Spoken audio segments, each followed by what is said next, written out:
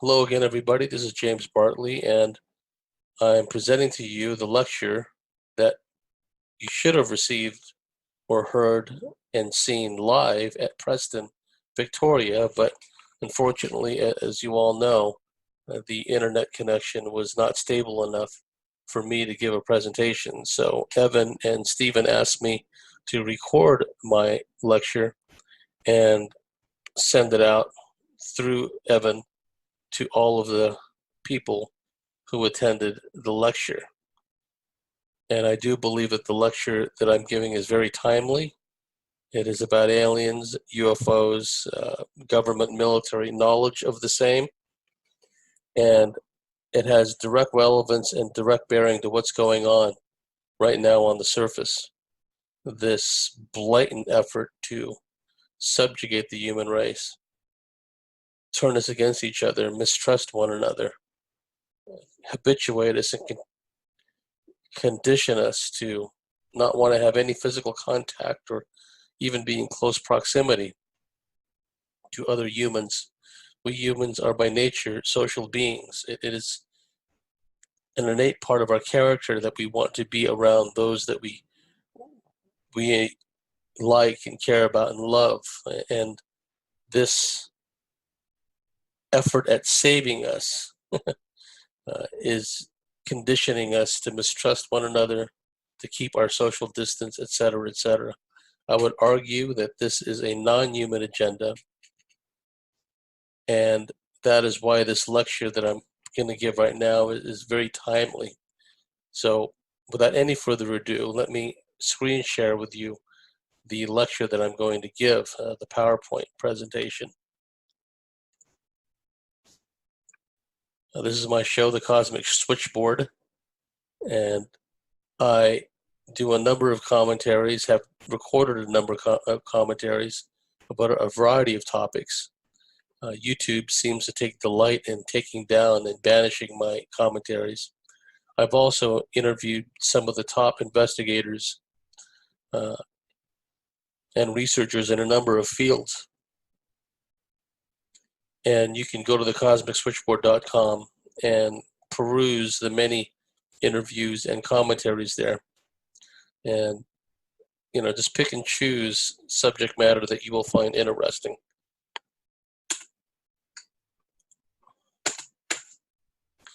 Okay. The subject matter is key alien and UFO encounters in modern history. Inner nuances and lessons learned from ET experiences and close-range UFO sightings. The main topics and themes: physiological, electromagnetic, radiological, psychic, and other effects on human percipients and human technology. Eyewitness testimony of the capabilities of aliens and alien technology. And milestone events, alien encounters, and close UFO encounters. You will see recurring themes during my presentation about physiological, electromagnetic, radiological, psychic, and other effects on human percipients and human technology. Those themes will weave in and out of this lecture. Indeed, the close encounters that I'm going to focus on in this presentation are the following. And there are others who would argue that, well, I should have included such and such case. I should have talked more about some other case that others feel are more important than the ones I'm going to share with you. But I've chosen these experiences, these encounters, for a specific purpose, because they fit the criteria that I had in mind for this presentation. Antonio Villas-Boas, Brazil, 1957, an absolute classic in the field. Officer Herbert Sherman, 1967, another classic in my view. Betty Andreas and Luca, multiple encounters. Mona Stafford, Elaine Thomas, Louise Smith, Liberty, Kentucky, 1976. And the Cash Landrum incident, December 1980. Antonio Villas-Boas. He was a young man in his early 20s. in Brazil, and his incident occurred on October 16th, 1957. He was working his family farm. He was riding a tractor, and because of the heat and humidity in Brazil, uh, Villas Boas normally worked in the wee hours, normally did the farm work in the wee hours, after midnight, 3 a.m., 4 a.m., etc. And just the week before, Antonio Villas Boas had seen some strange lights in the sky, UFOs, if you will. And so October 16th, 1957 rolls around. About 3 a.m. in the morning, he is riding his tractor doing farm work when out of the sky descended this lighted object.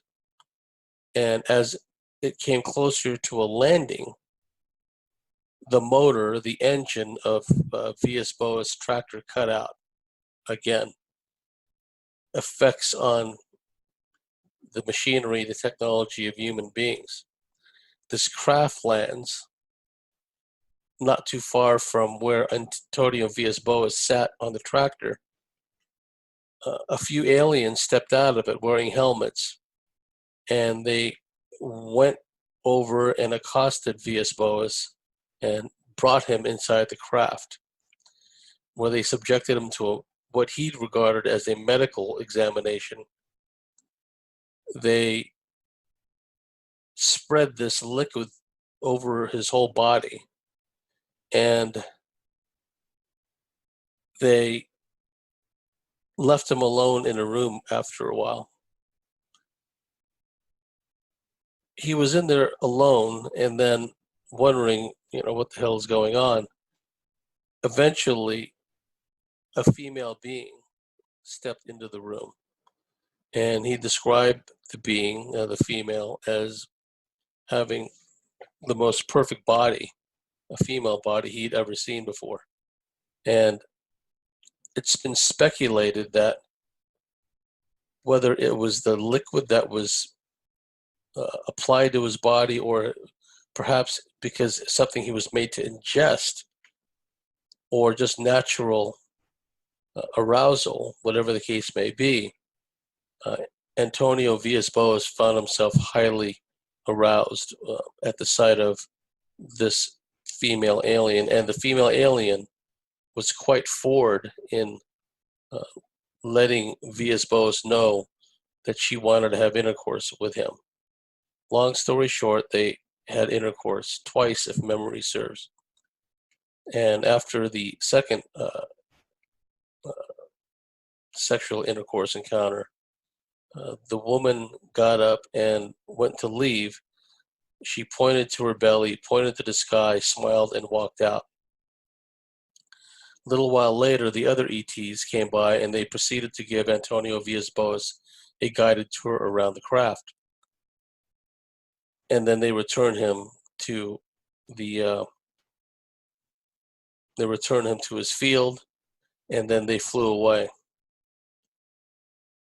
Now, Antonio Villas Boas went and told people about this experience, and he was, quite perturbed by it, as you might understand. He then began to have side effects from this encounter: nausea, extreme thirst, aches all over his body, fevers.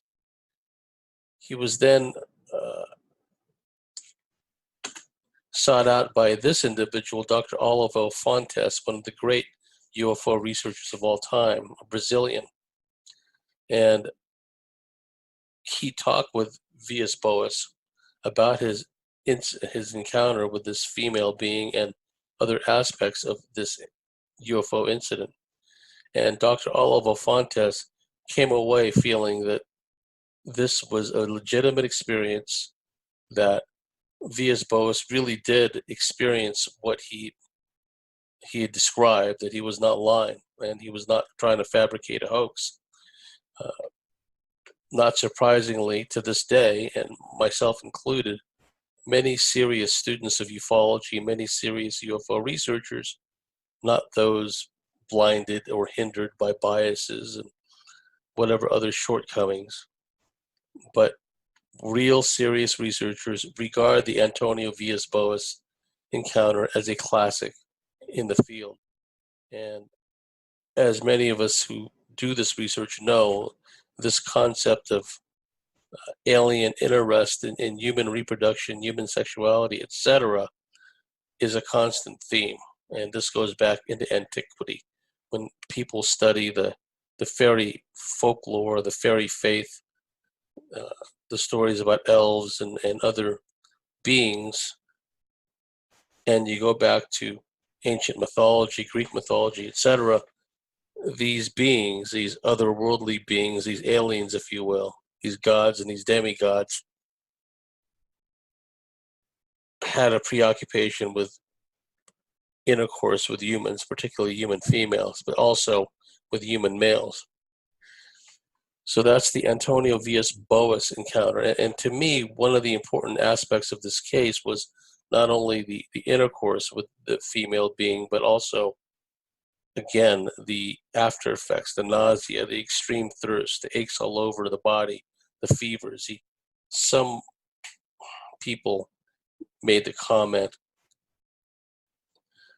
kind of unkind if you ask me, but they liken what Antonio Villas-Boas experienced after the encounter as a form of like space clap or something, that he has this encounter with his female and then all this stuff happens.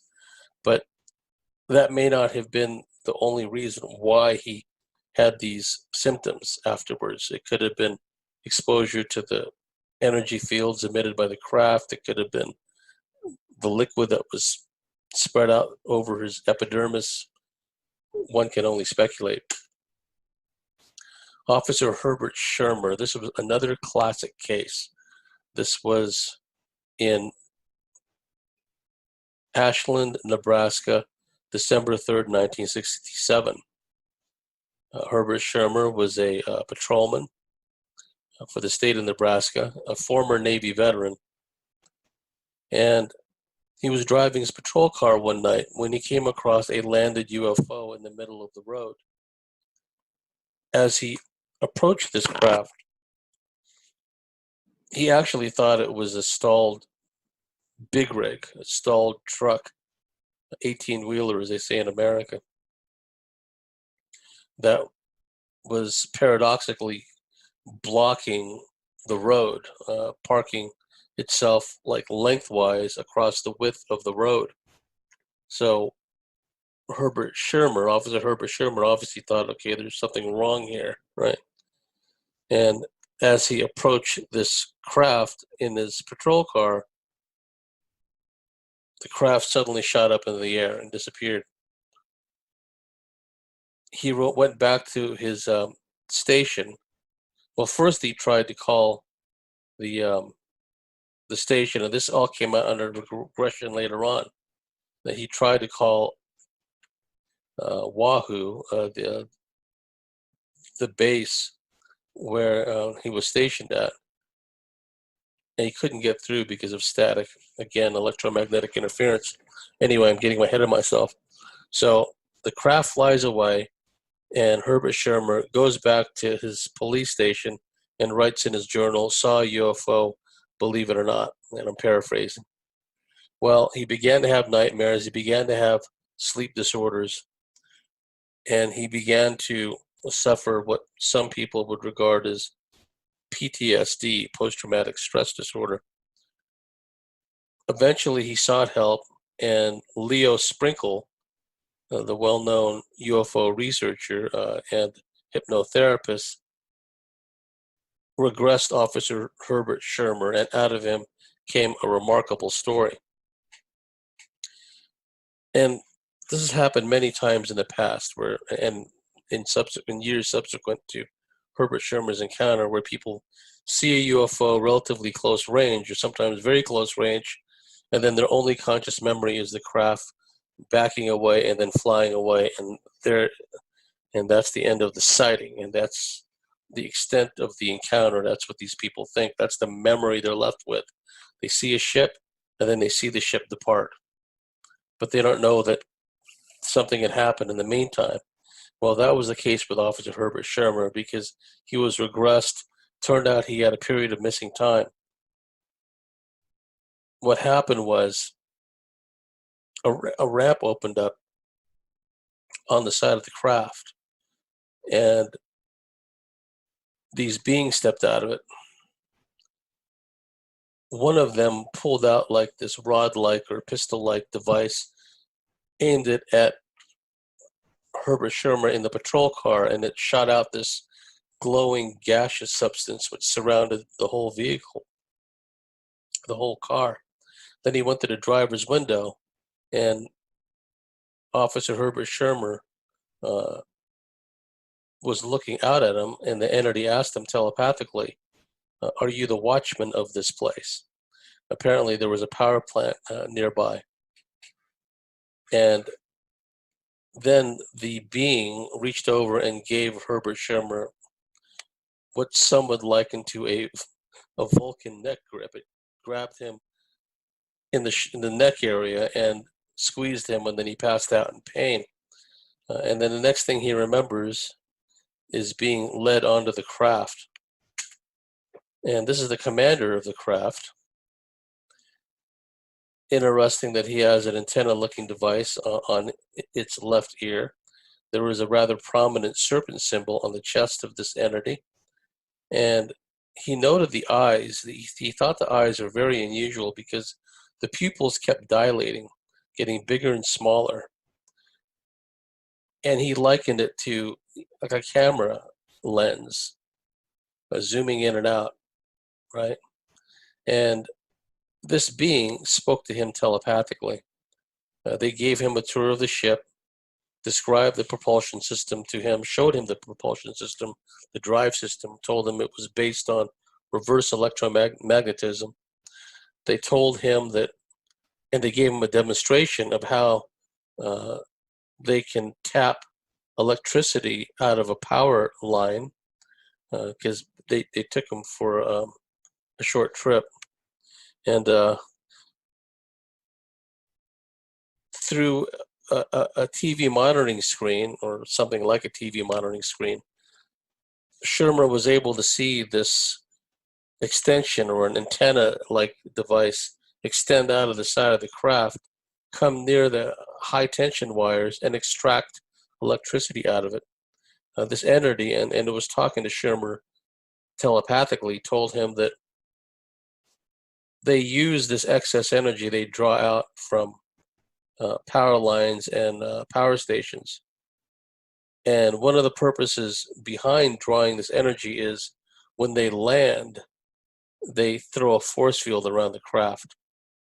And they told him that although the entity didn't use the term infrasonics, it did say that they're able to put out an energy that when people come near the landed craft, they get this feeling of high anxiety, fear, trepidation, and then just want to leave the area as soon as possible. It's a form of a defense system. Interesting that a number of creatures, cryptids, do have an infrasonic capability. Certainly some of the Sasquatch do have the ability to put out a certain fear vibe that engenders extreme fear and anxiety in people. And during the course of this tour on board the craft, the entity told Herbert Shermer, Patrolman Herbert Shermer, that they're from the Zeta Reticuli system. We've heard that before, and I'm sure there's more than one race that comes from that part of the galaxy. Bob Lazar interacted with beings, or not interacted with beings, rather. Although there's some who claim that he had an encounter or seen a small ET at S4, whole other story. But point of relevance is the sport model craft that Bob Lazar worked on apparently was provided or somehow obtained from beings from Zeta Reticuli, a star system, which is a binary star system. Also, the intuitive communicator Sherman, I think his last name was. He was on Project Camelot, and Dan Sherman, I think his name was.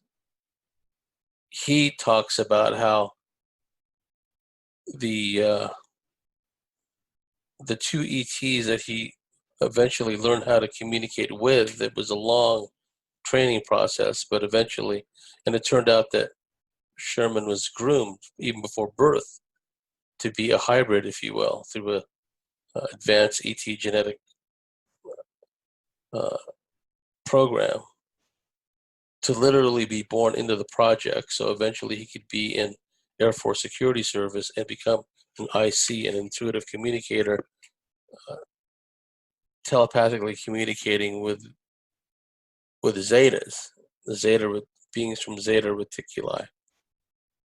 Point of relevance is this being claimed to have come from, this crew claimed to have come from Zeta Reticuli. Which of the stars, I don't know. It's a binary star system. During the tour, they showed a number of TV screens, what we would call TV screens. And each screen showed something different. One screen showed a formation of ships, presumably from the same civilization as this commander. And another screen would show different star constellations. Another screen would show the ET guards that were positioned outside, that were walking back and forth. As Shermer describes it, they were walking in a stiff, very military fashion, uh, walking as if they'd been in the military for like 30 years, is the way he likened it. And the commander also told them Shermer some interesting things that, well, they're going to visit him a couple of more times, at least 2 or 3 more times. And that there was something offshore, something off the shore of southern Florida, presumably in the direction of the Bahamas. He said that there was a big operation there, and I'm paraphrasing here. Something was really big, something really big was going on there that was of benefit to both his civilization and to Earth people, although he didn't specify. Curious that that area that he described, we know it as the Bermuda Triangle. He also said something that was interesting, that uh, some of the radar systems used by the military in America was having an effect on the navigation systems of some of their craft, causing them to lose, uh, their navigational guidance system. What's interesting is there is an FBI memo that talks about a very powerful radar system in the American Southwest Desert, which has been uh, seen as the cause for causing one or more alien craft to lose its stability in flight and crash land. Uh, Scott Ramsey, who wrote the book UFO Crash at Aztec, is satisfied that he found the site for this very powerful radar station, which may have caused the large saucer to crash in Aztec, New Mexico in March 1948. Point of relevance was, fast forward to 67, here's this ET telling Herbert Shermer that, yes, there's something about your radar that's having an effect on the navigation systems of some of our ships. And he used, the captain here, the commander, used the term ionization. So the Herbert Shermer case is very interesting. He went through a lot of ridicule, a lot of harassment. His car was blown up, right? So I still consider the Herbert Shermer case to be one of the top UFO encounter cases of all time.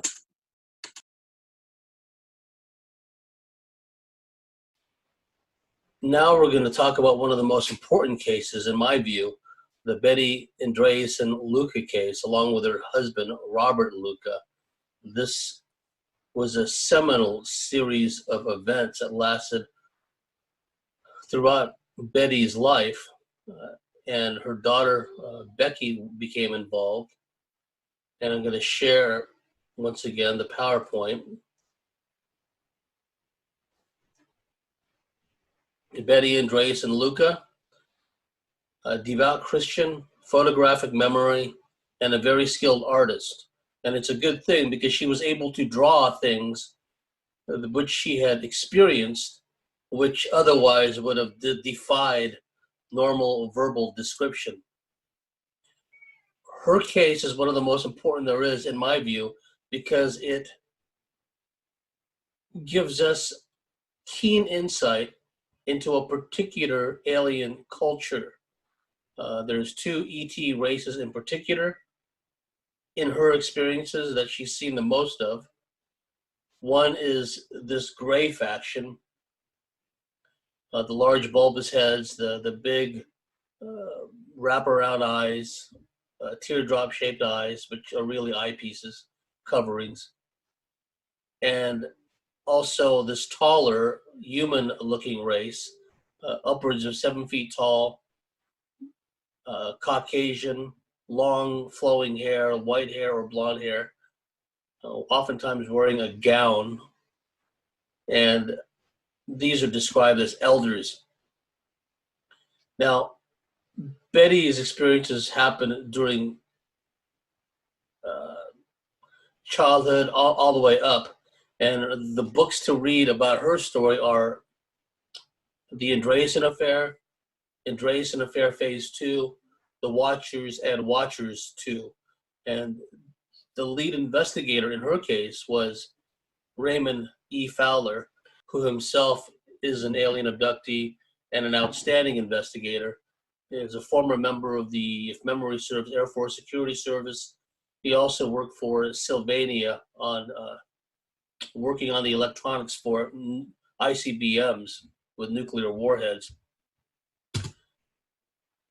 This is an experience in 1967 in, memory serves, Ashburnham, Massachusetts. Again, the metaphysical capabilities of these beings. She saw this being enter through the front door, and it came through in phases.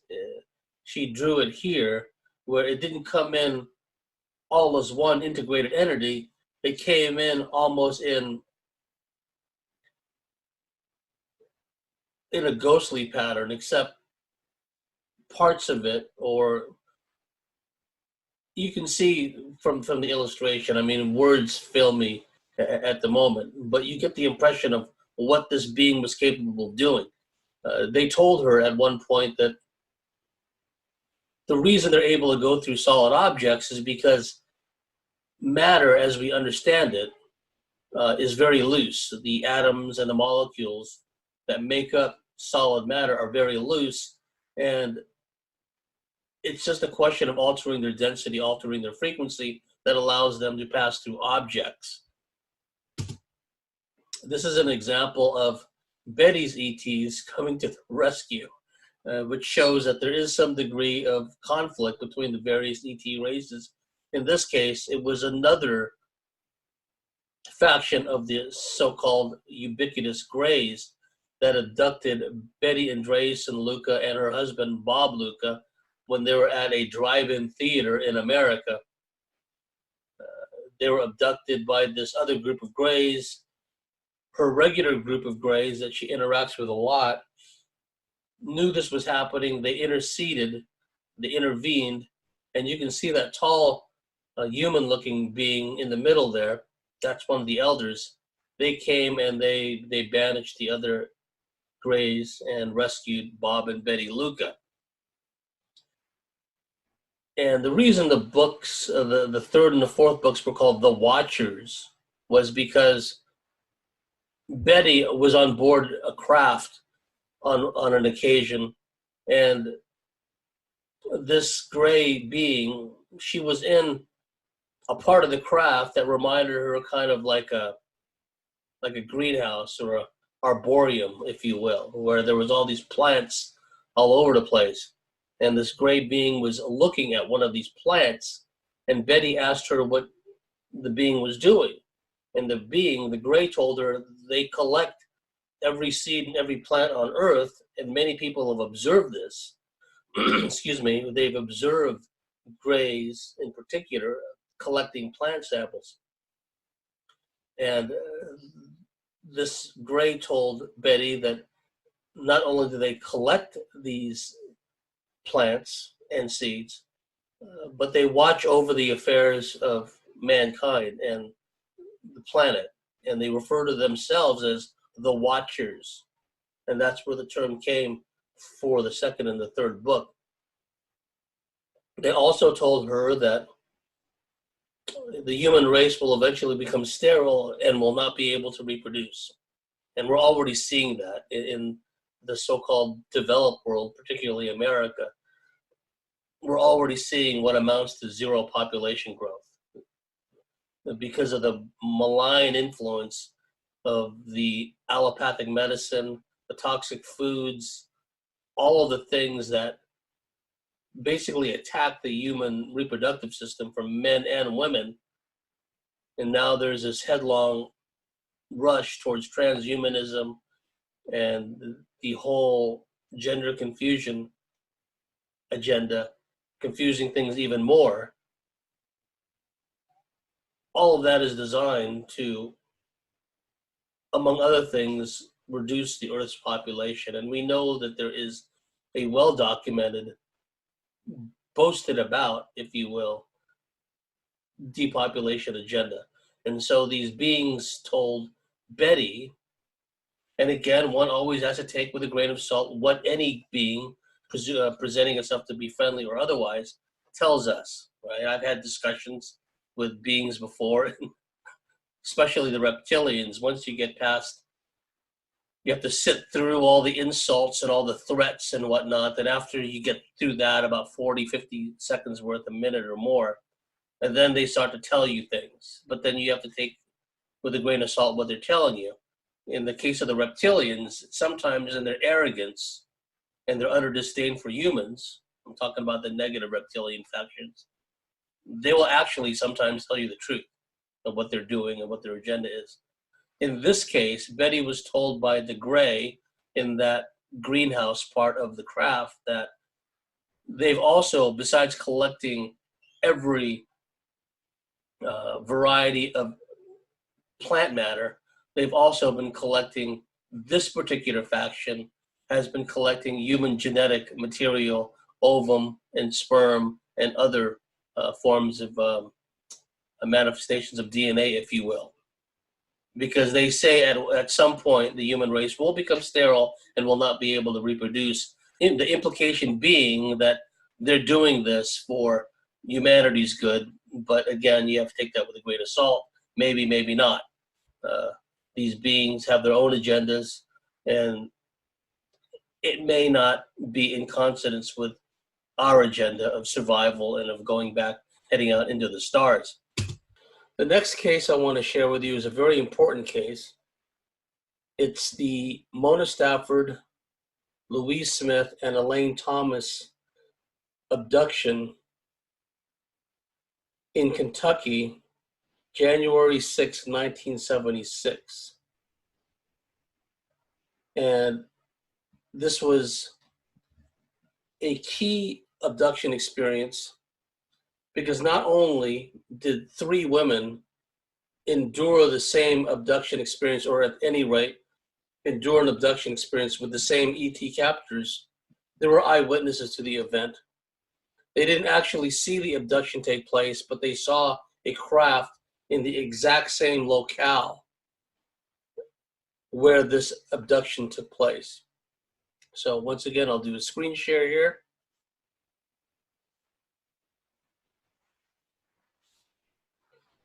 Liberty, Kentucky abduction, Mona Stafford, Elaine Thomas, Louise Smith, January 6, 1976. And you can get a lot of information about this on the UFOinsight.com website. And this occurred January 6, 1976. It was Louise Thomas, it was Mona Stafford's birthday. And she wanted to celebrate with her two friends, Elaine Thomas and Louise Smith. So they went to a restaurant called the Redwood Restaurant in Lancaster, Kentucky, about a 45-minute drive from their hometown of Liberty, Kentucky.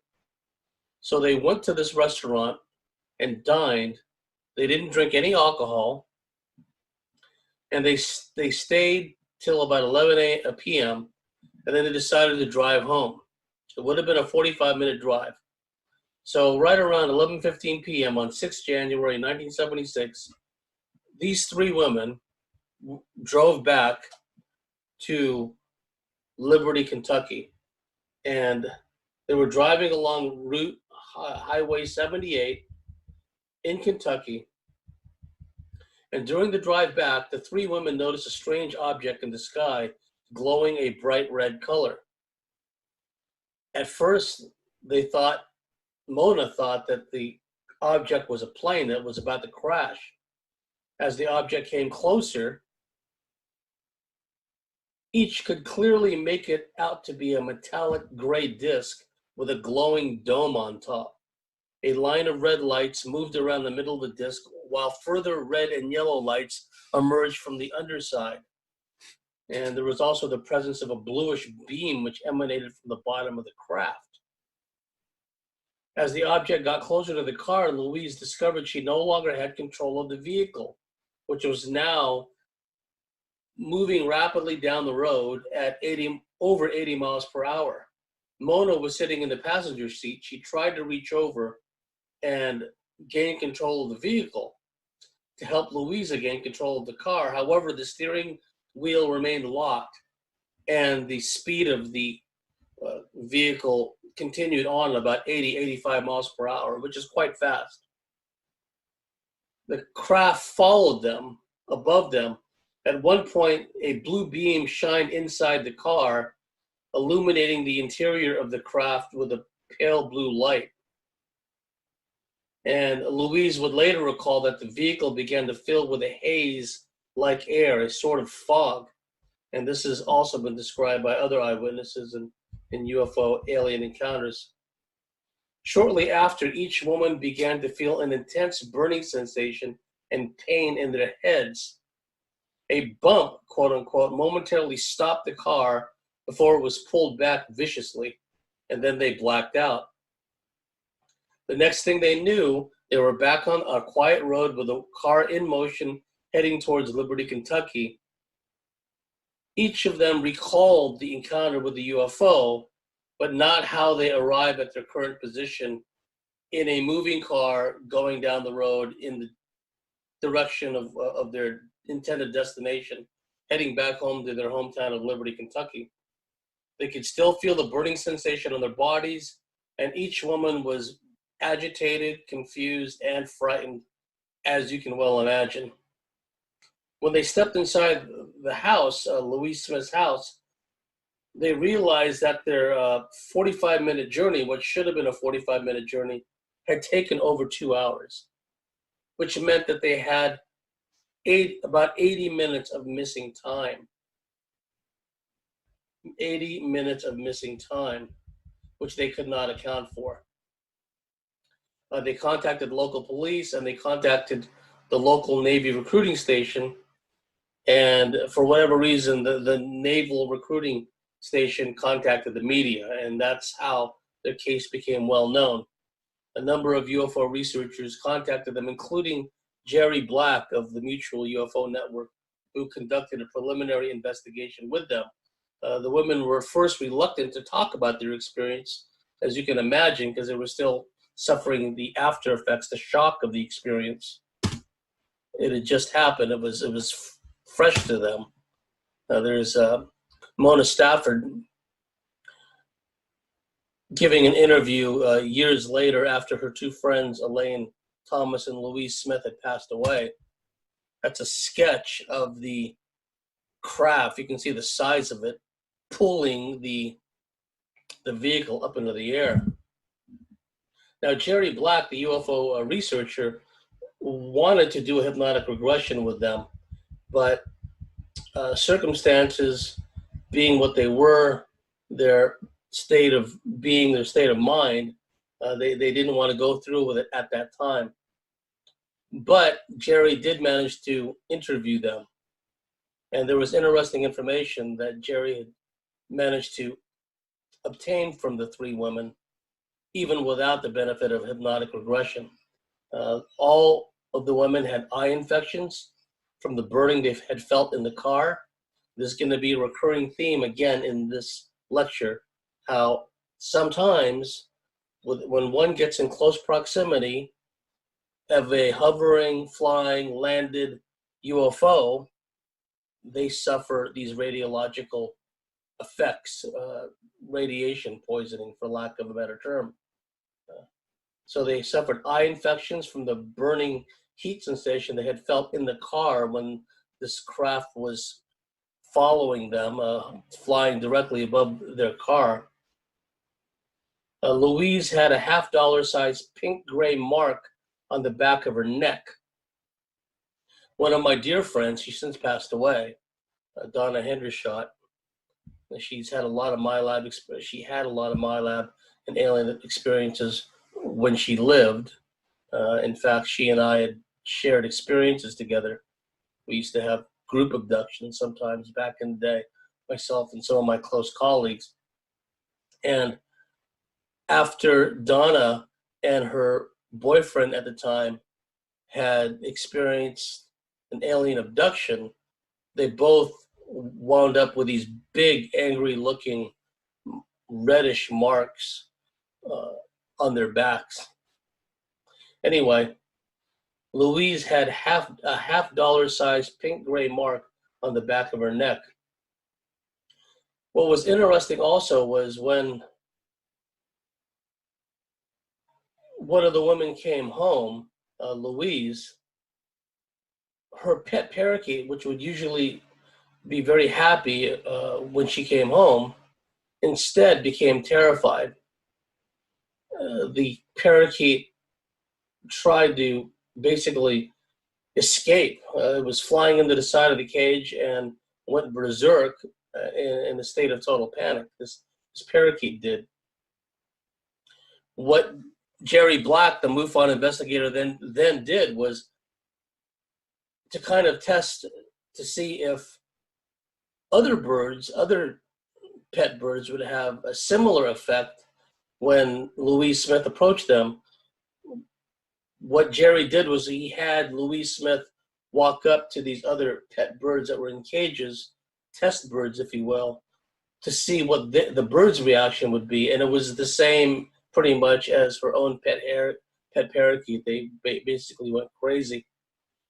So there was something about, I'm guessing, some kind of residual energy that had latched onto Louise Smith, so that when she approached her pet parakeet, and also when she approached the later test birds, they all went crazy because the birds felt this energy or something that was in and around Louise Smith.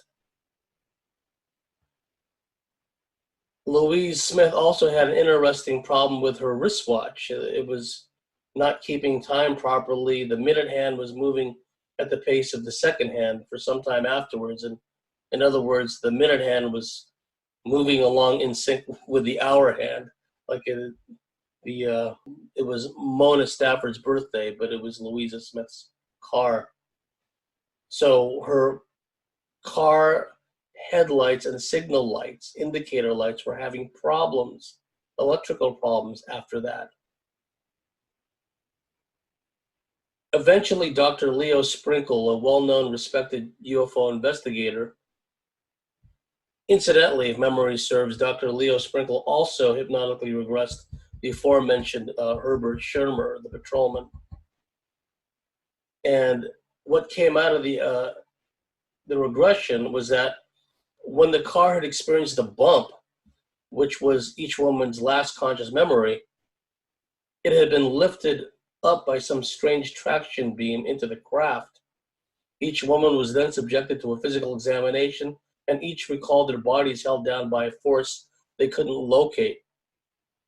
I remember a similar thing when I was abducted on one occasion where there was nothing physically restraining me on this table, and I was made to do all these involuntary movements, but there was nothing restraining me, nothing touching me.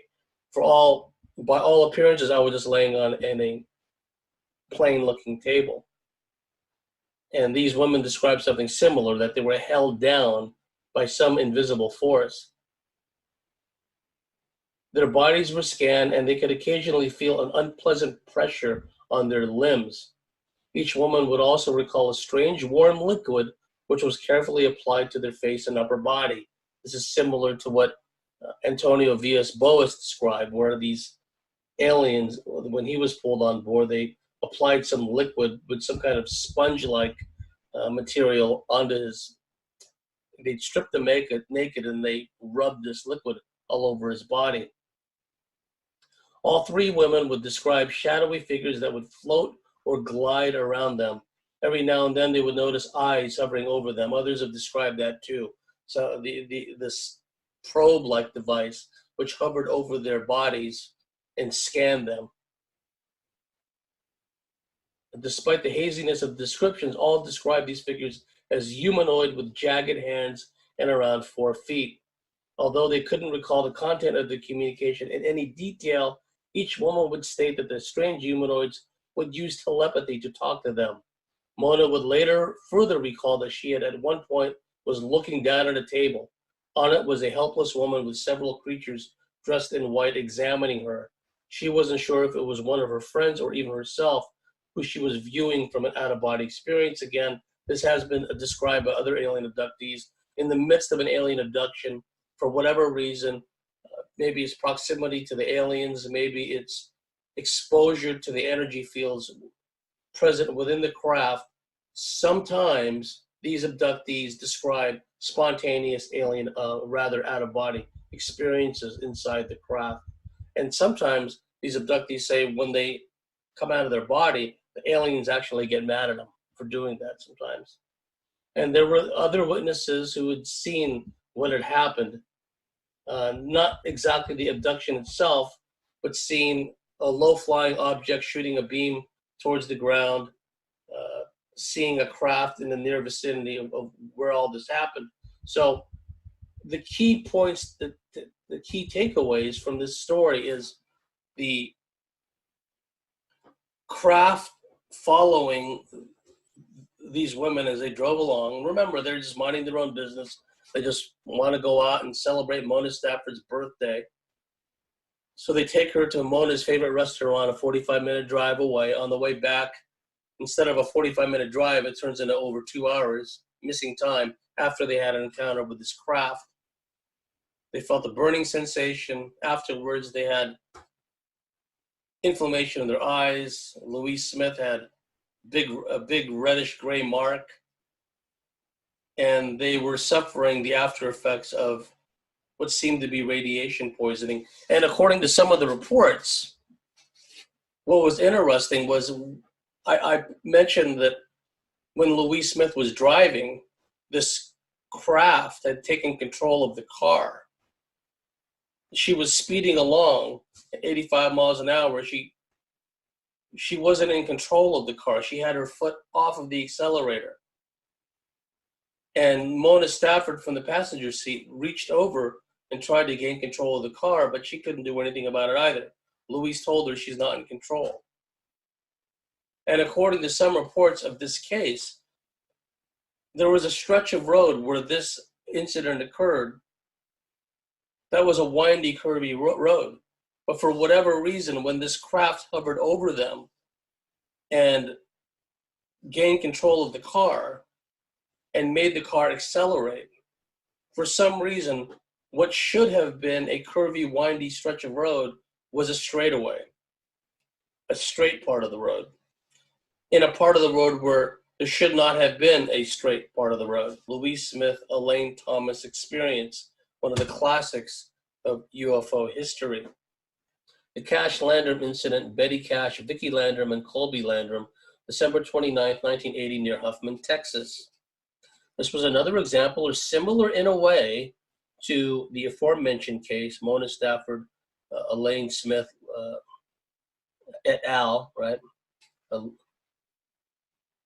those three women I just described, they were just minding their own business. They're driving home from a restaurant after celebrating their friend's birthday. And then they have this period of missing time after this close UFO encounter, which I just described, and they became very ill as a result of it, right? Similar scenario in a way. Betty Cash and Vicki Landrum and Vicki's nephew, young Colby Landrum, I believe he was about 6 years old at the time. Vicki and Betty were just driving around looking for a game of bingo. That's what they wanted to do, just drive around until they found a game of bingo somewhere and play bingo and hopefully make some money. And what happened was they're driving along near Huffman, Texas, this outside of Houston, and they come across this large diamond-shaped craft that was hovering over the road. There was flame shooting out from the bottom of the craft. Eyewitnesses described seeing up to 23 double-rotored Chinook-type helicopters that were following or in close proximity to this craft, which seemed to be disabled, which seemed to be having navigation problems. So Betty, and I think Betty was the one that was driving, she pulls to a stop because this thing was directly above the roadway. She didn't want to drive underneath it. It was giving out this tremendously bright light. Now, Betty, despite the admonitions of Vicki Landrum, gets out of the car and starts to walk towards this diamond-shaped craft. The light intensifies. It gets incredibly hot. And Betty goes back to the car. She touches the door handle and pulls her hand away because the door handle is very hot to the touch. Eventually, she makes her way back into the car, and they drive back home. Betty drops off Vicki Landrum and Colby Landrum, and then Betty goes home to her house. That night, Betty and Vicki and Colby, and in particular Betty Cash, become desperately ill. Long story short, Betty comes down with cancer. Her hair falls out. Her eyes become extremely inflamed. She suffers extreme manifestations of radiation poisoning. Vicki Landrum and Colby Landrum, to a lesser degree, also suffered radiation poisoning. What was interesting also was a day or two after this incident, where that craft hovered over the roadway was a patch of scorched asphalt, bitumen, as you would call it here in Australia, scorched asphalt from the flame generated from the bottom of this craft. Eyewitnesses reported within a day or two, a work crew came along with a bulldozer and scooped up that part of the roadway and then repaved it. We've heard this before in certain crash sites, UFO crash sites, where after the craft, bodies, and whatever debris is taken away, then work crews will come in with earth-moving equipment, bulldozers, etc., and redo, if you will, the area. Make it even look different than what it looked like originally before the craft crash landed. Well, something like that happened here in the Cash Landrum incident, that occurred on December 29, 1980, Huffman, Texas. A work crew came along and removed the part of the road where this diamond-shaped craft hovered directly above. Again, eyewitnesses saw upwards of 23 double-rotored helos. It was suggested perhaps that these helos came from Fort Hood, Texas. Fort Hood, Texas has its own very spooky background as far as nuclear weapons, nuclear weapon storage areas. There was even a big UFO event that happened there, similar, from what I understand, to Bentwaters and Fort Benning, Georgia, where a number of people on the Fort Hood base reservation had UFO encounters. It's been suggested, the point of relevance is all those helicopters may have come from Fort Hood. There's Betty Cash, Vicki Landrum, and Colby Landrum. Sadly, Betty Cash passed away.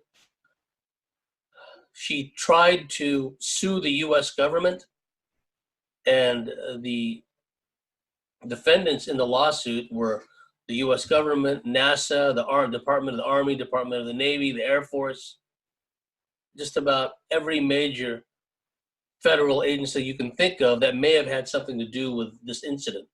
Now, Betty Cash did not think that it had anything to do with aliens. She was thinking more along the lines of an experimental craft that had, lost control and for whatever reason was hovering low over this roadway. But whether it was an experimental craft, it was a recovered alien craft crewed by humans, or it was a alien craft with an alien crew that was experiencing difficulty, which these things do happen. The craft, and I talked earlier in the story about Herbert Schirmer, where he was told by the commander of that Zeta Reticuli craft and crew that some of the radars affect the navigation of some alien craft. So was it a case in the Cash Landrum incident of an alien craft that for whatever reason was having navigation problems and was disabled and for whatever reason was hovering low over that roadway? And as fate would have it, here comes Betty Cash, Vicki Landrum, and Colby Landrum looking for a game of bingo. To add insult to injury, because of the control of the media, what have you, Betty Cash suffered a lot of ridicule in the media, a lot of ridicule. On top of her hair falling out, her eyes getting all puffy, severe headaches, and all manner of illnesses, extremely painful illnesses associated with radiation poisoning. On top of that, she had to get ridiculed, made fun of her. They comments like little green men and all this stuff. I consider her to be one of the true martyrs of the UFO field and UFO history. And if there's any justice in this world, Betty Cash, Vicki Landrum, Colby Landrum. And Colby Landrum is an adult now. He's since, on occasion, spoken out about his experiences. I would like to get a hold of this guy. If any of you know how to contact him, please let me know. This is still one of the most important cases in my view, because once again, radiological side effects, radiation poisoning, effects on the environment, the pavement scorched by the flame shooting up from this diamond-shaped craft, the car hot to the touch, the intense heat and the bright light manifested from this diamond-shaped craft, being trailed by 23 Chinook helicopters. Presumably on board those helicopters, at least some of them would have been troops ready to surround the craft if it landed and was immobilized, let's say. Because it could have been a case where they were following this craft in the hopes and anticipation of it settling down, crashing, or just settling down, as in the case of Kecksburg, Pennsylvania, 1965. This acorn-shaped craft just slowed down and came to a stop in a creek bed in Kecksburg, Pennsylvania, 1965. It could have been a similar scenario here where they're hoping this thing either just crashes abruptly or just comes down to a stop and lands on the ground.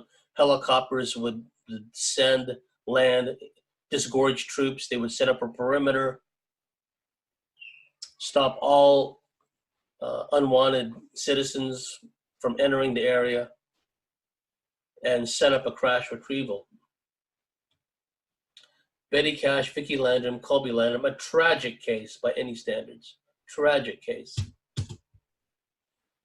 Okay.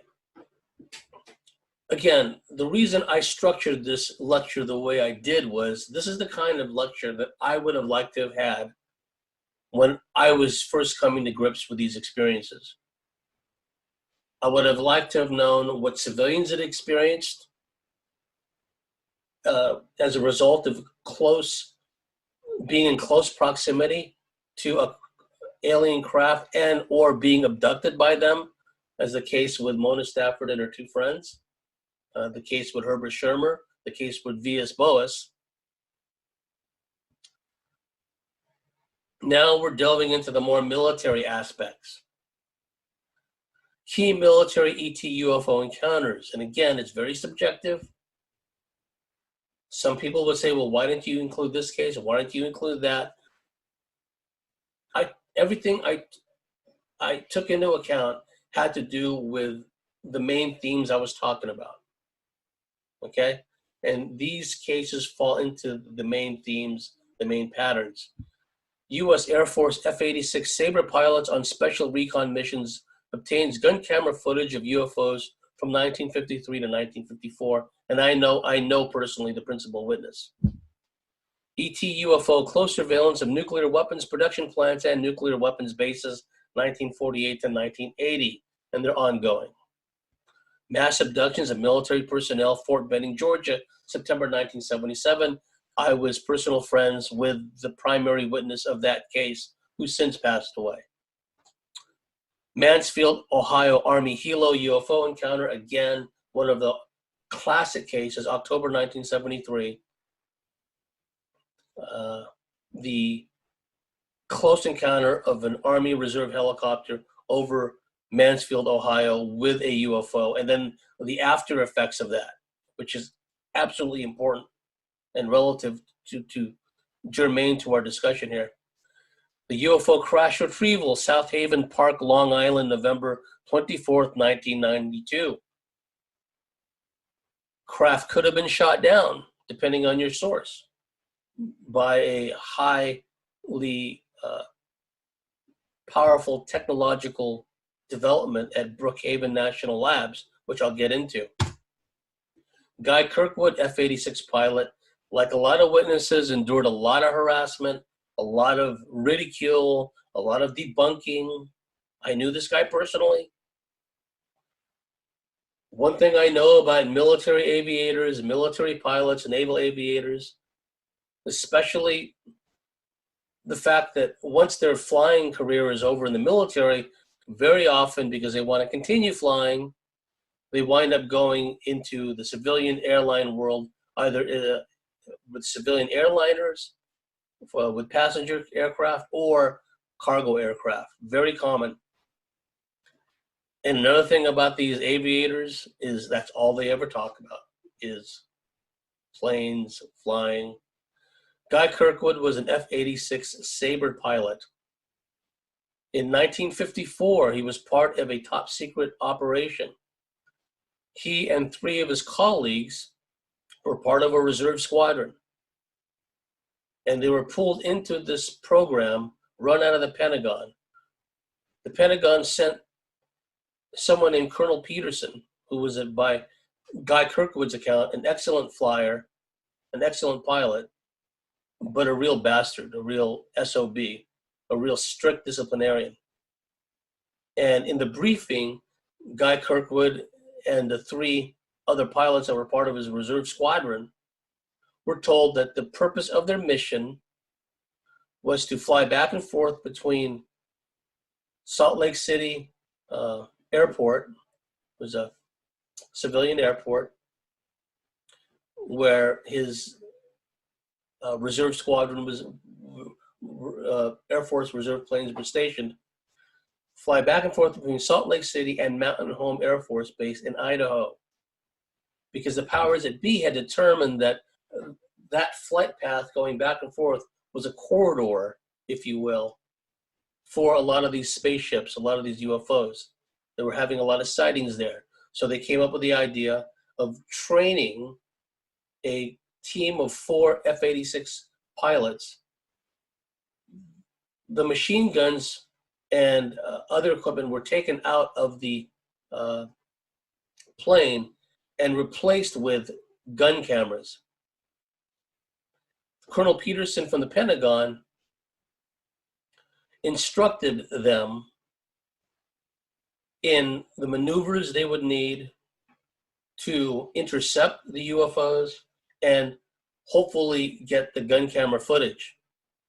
Ideally, they would have 2 or more planes taking footage of the same craft at the same time, so that way they get an idea, by triangulating in this fashion, they get a good idea of the size, the speed, et cetera, et cetera. Excuse me. That's Guy Kirkwood on the left. He went public as Mel Noel in the early 1960s. Again, this experience happened in 53, 54 time frame. For a number of months, he was part of the secret operation. That's me on the right as a young buck. That's back in my San Diego UFO Society member days. I was a member in good standing, where I got to know Guy Kirkwood very well. We went on several research trips into the Nevada desert, Little Alien out by Area 51, where we met Bob Lazar. As a matter of fact, Guy Kirkwood took me on a trip to, where was it? Thousand Oaks. Can't remember where, but it was a private civilian airport where he introduced me to the late Colonel Gordon Cooper, the astronaut. And those of you that are familiar with the research knows that Gordon Cooper was very outspoken about the reality of UFOs and aliens. And Gordon Cooper, who was the first American in space, he was a Mercury astronaut. He was good friends with this guy, Guy Kirkwood. And Colonel Gordon Cooper had been outspoken about his own UFO experiences. Anyway, there's Guy Kirkwood on the left, and there's me on the right. And when Guy Kirkwood first went public, he was known as Mel Noel. And he'd gone through intimidation, he got through harassment. The CIA had harassed him for a while. Guy was going to be part of that National Press Club conference in Washington, D.C., where, and I give credit where credit's due, Dr. Stephen, serious documentary about UFOs. CSETI guy goes around flashing lights at UFOs in the sky and hopefully gets them the flashlights back. His name escapes me for the moment because I don't like the guy, okay? But anyway, give credit where credit's due. He put together this conference at a National Press Club in Washington, D.C., where he got a number of retired military people to talk about their UFO experiences while they were in the military. Guy Kirkwood was invited to that. But the day before Guy was going to leave to go to that conference and give his testimony, he received a phone call from an anonymous caller who told him that if he goes to that conference, while he's gone, his house is going to be burned down and he won't have a house to return to. So he didn't go, okay? There's Guy in his flying days. He later became a flight engineer with a civilian airline, a well-known civilian airline, where he also had another UFO encounter. Now, getting back to his case, flying back and forth between Salt Lake City Airport and Mountain Home Air Force Base, on 4 occasions over a span of about 4 or 5 months, they encountered formations of flying saucers. They were told prior to their, in their initial briefings, they can expect a lot of static, interference in their communications,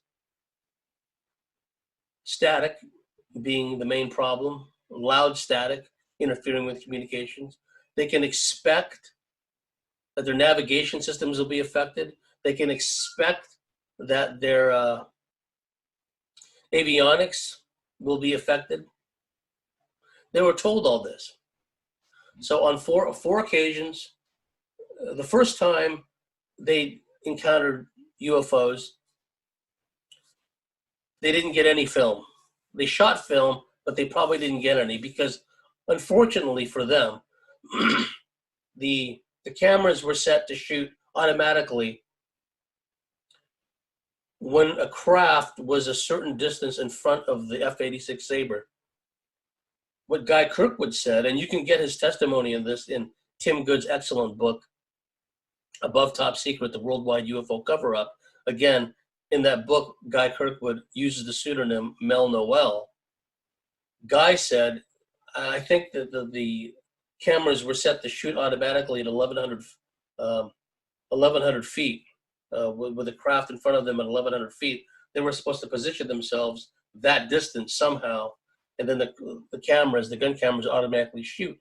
Now, Guy said these craft seemed to be everywhere but 1,100 feet, as if they knew that was how the cameras were calibrated, to shoot only when the craft was 1,100 feet in front of their F-86 Sabre jet.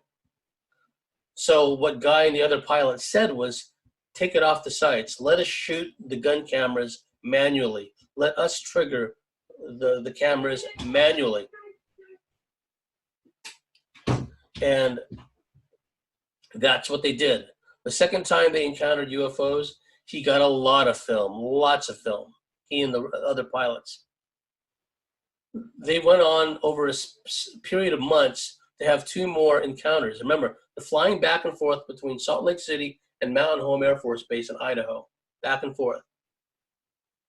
He said every time they returned, the 4 planes were replaced with 4 new ones. And on the occasions that they did get gun camera footage of these UFOs, a technician came along, removed the gun camera footage from their planes, and it was always sent somewhere else for evaluation. He reckoned Wright-Patterson Air Force Base, Dayton, Ohio. But he doesn't know for sure. The bottom line is they never got to see the film footage that they themselves took. It was all need to know. They did their job.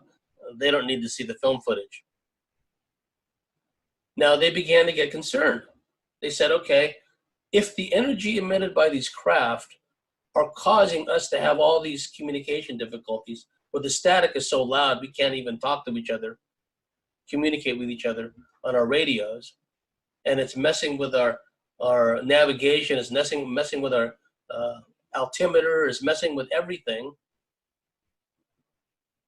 If the emissions or the energy from these craft are having that effect on our planes, what effect is it having on us? That's what Guy Kirkwood and the other pilots were saying. And eventually what they did was they demanded to be taken off the mission. They said, give us a Section 8 psychiatric evaluation, anything. Just get us off. Because they started to have after effects. Again, the theme of this, part of the theme, is the after effects.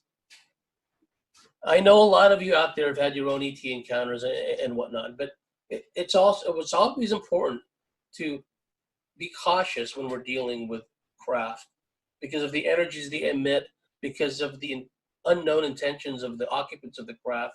Could be malign intentions, right? Now you would think, oh, gee whiz, these 4 pilots and their it was the 4 pilots, and then they were joined by Colonel Peterson, so that would have made 5. And they were concerned about the after effects. They were concerned about what started to happen was after these missions, after they land, after these missions, even when they didn't see UFOs, they started to come apart on the ground. They started to have severe emotional, mental, psychological reactions on the ground. And they didn't want that to happen when they were in the plane, especially if they were on the plane having another encounter with these UFOs, because they didn't know what would happen. Avionics are getting messed with. Communications are out. Navigation. Everything is being messed up. Altimeter, compasses, everything is being messed up when they encounter these craft. The last thing they want is to have a nervous breakdown in the plane when all these mechanical, technical issues are going on. So they started cracking up, basically. And they told their controllers, we don't want to do this anymore. Give us a Section 8. Give us a psyche eval, whatever. Just get us off. And they did. Eventually, they took them off this top secret mission. Again, over a span of 4 months, if memory serves, they had 4 encounters with these craft, groups of them, not just single craft. First time, they didn't get any gun camera footage because the craft wouldn't stay in the right place in the sky, 1,100 feet in front of their craft, their planes. But the other times, they did get a lot of gun camera footage. Now, there's an interesting sidelight to this story, too. Colonel Peterson, that hard-ass colonel from the Pentagon that was sent by the Air Force to train them, he mentioned the guy Kirkwood that he's been having contact with some of these aliens. Now, this is a time, remember, look at the context in UFO history. This is the contactee era.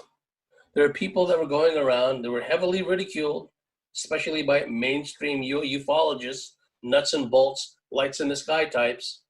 Oh, they had their engineering degrees and their scientific degrees, and they want to keep everything at this lights in the sky, arm level.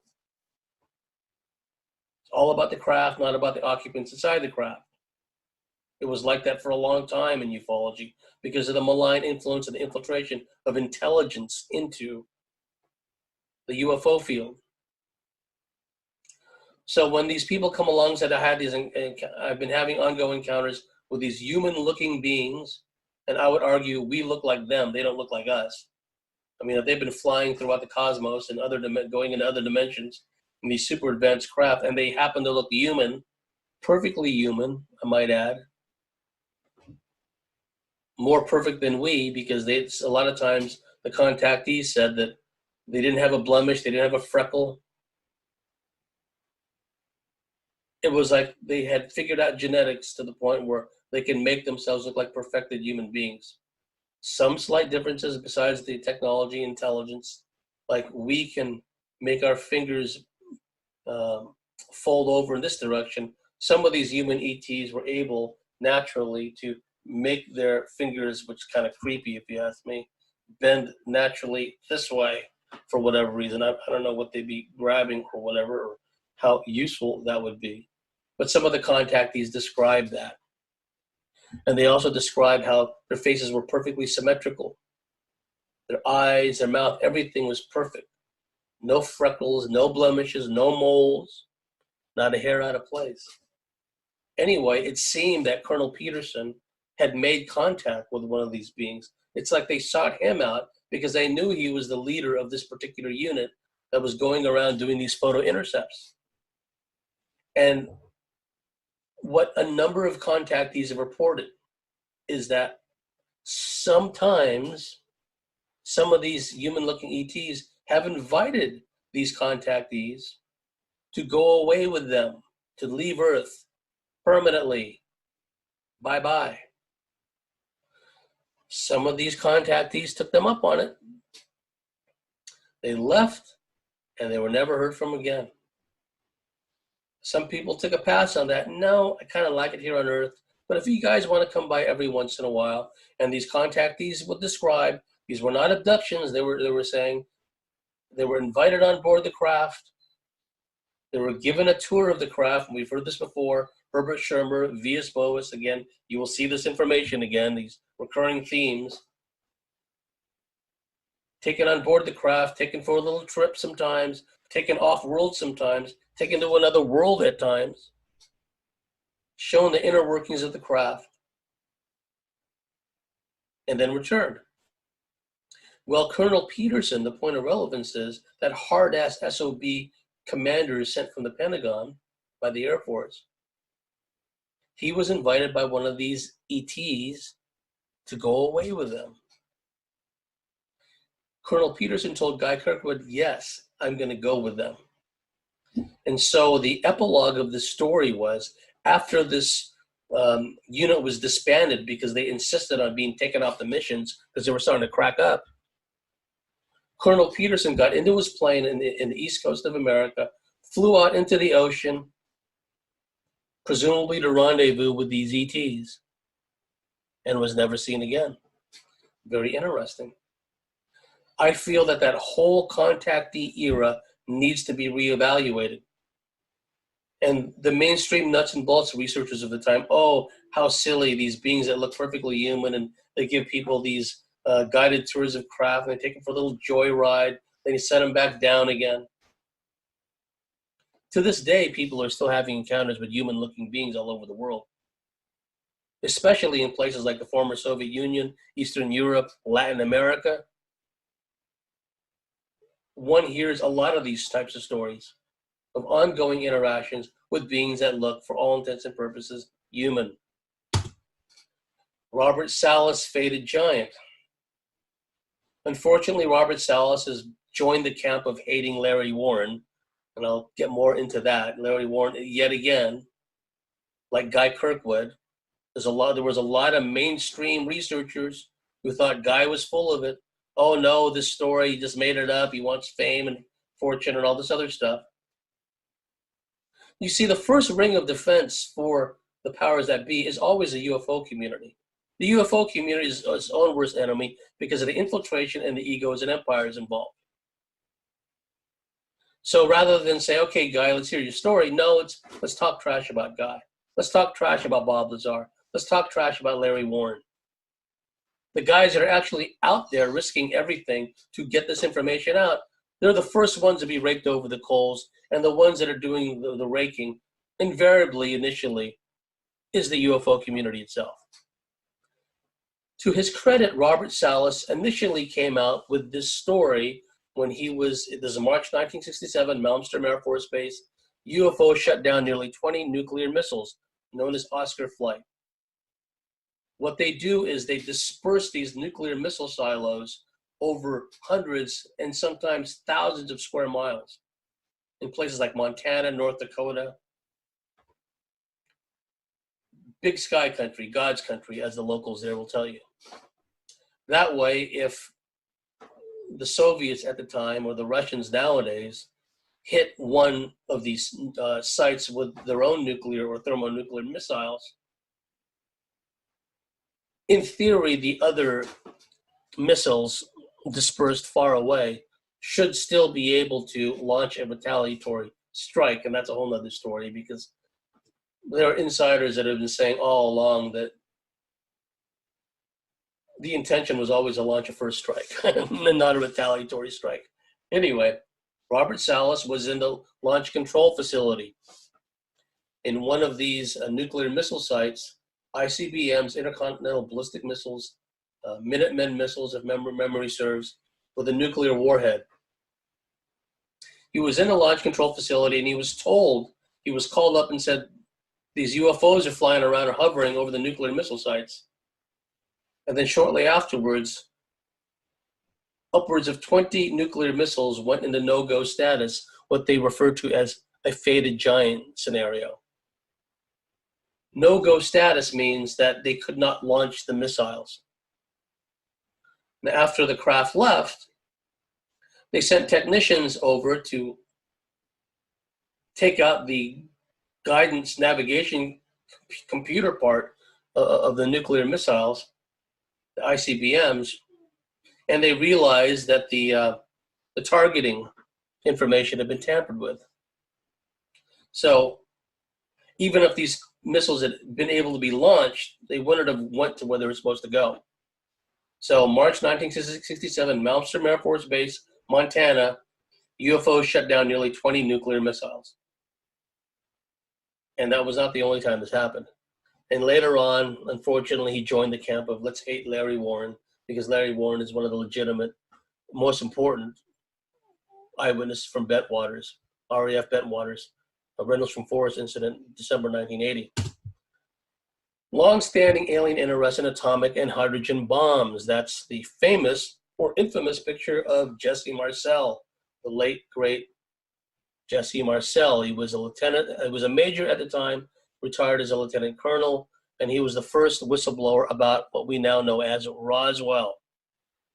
He's there in the office of the 8th Air Force commander at the time, which was the parent organization of the 509th Bomb Group based at Roswell, Walker Army Air Force Base, Walker Army Field in Roswell, New Mexico, the home of the 509th Bomb Wing, which was this known as 509th Composite Group in World War II, which was the group, the air wing, that dropped the nuclear weapons on Hiroshima and Nagasaki. It was a highly secret organization, and of all the Air Force units to recover craft, it turned out to be the 509th. Now, again, this underscores this interest that the ETs have in the nuclear weapons capability of the human race. And the picture there is the infamous picture when Jesse Marcel was ordered to pose with tin foil and balsa wood and bits of junk, which made up supposedly a recovered weather balloon. This was in the office of General Roger Ramey, 8th Air Force commander, 8th Air Force being the parent group of the 509th Bomb Wing. This picture was taken in Fort Worth, Texas. Lieutenant, at the time, Major Marcel flew in with some wreckage and presented some to General Roger Ramey and his Chief of Staff, Colonel Thomas Dubose. Interesting, Colonel Thomas Dubose, before he died, gave a videotape deposition in which he said straight up that the weather balloon story was a cover. They really had recovered an alien craft and all that implies, including the alien bodies. So the point of relevance here is 509th Bomb Wing, same unit that nuked Japan, World War II. At the time, still in 1947, the time of Roswell, the only nuclear-armed bomb wing in the world. For whatever reason, alien craft came to grief. There was more than one retrieval, and the wreckage, the bodies, were recovered. The incident we now know as Roswell. And what a lot of people forget is the 509th Bomb Group was the world's only, at the time, nuclear-armed bomb wing. The Fort Benning incident, John Vasquez was an old friend of mine. He lived in San Diego. I knew him very well. In fact, I spent an entire weekend debriefing him about this. Were 1,300 troops abducted by ETs during a classified battle between the U.S. Army and UFOs in September 1977. Notice the date. That was 3 years and 3 months before the much more famous RAF Bentwaters Woodbridge / Rendlesham Forest incident, which I'll get to in a moment. Long story short, there was an entire battalion of 1,300 troops that were on parade formation at night at Fort Benning, Georgia. Fort Benning, Georgia is the home of the U.S. Army's Advanced Infantry School. Also the home of a regiment of the Army Rangers. And they have, detachments of special forces there as well. Infantry school, think about it that way. 1,300 troops were on parade formation at night, and suddenly these UFOs descended. Many of the troops were immobilized. They were standing like statues in formation.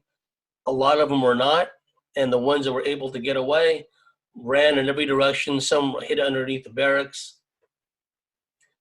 Didn't matter. The aliens got a hold of them, a lot of them anyway, and John was one of these. He was hiding underneath one of the barracks with some of these other soldiers, and he had a telepathic message from a being he perceived to be female talking to him. And then the inevitable happened a day or two after this event. See, what happened was this incident was so shocking that the troops that were abducted and were returned were traumatized. They fled out into the woods.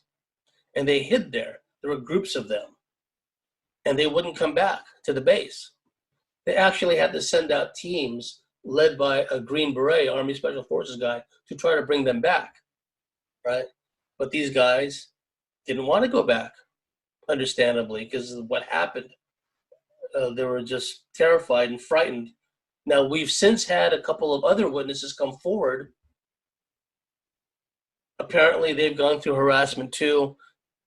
Some of the information they shared online has disappeared, but they verified generally what John Vasquez talked about, that there was a mass abduction. And a number of cover stories went out to explain what happened that night. That there was a measles outbreak, so they had to quarantine the base. That there was a Jaws weapons test. There was a weapons test that took place. Now, according to some of the witnesses, there was an actual shootout. Wouldn't be the first time, wouldn't be the last time. Actual shootout between the Army and the ETs, in which craft and apparently helicopters were shot down. And there were casualties incurred, right? So John Vasquez and a number of these people who endured this mass abduction, they went out into the woods and wouldn't come back. Eventually, they were talked into coming back.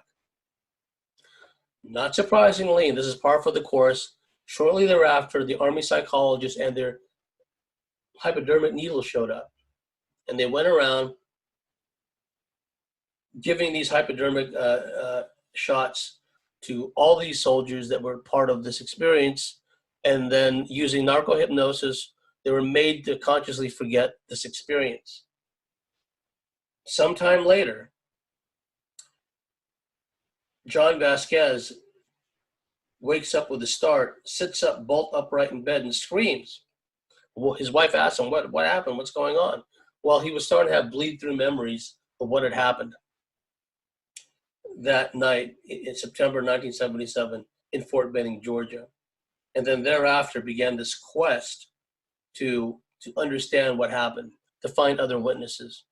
I think I consider this to be one of the most important cases of all time. It was a mass abduction of 1,300 troops, or at the very least 1,300 troops were directly affected.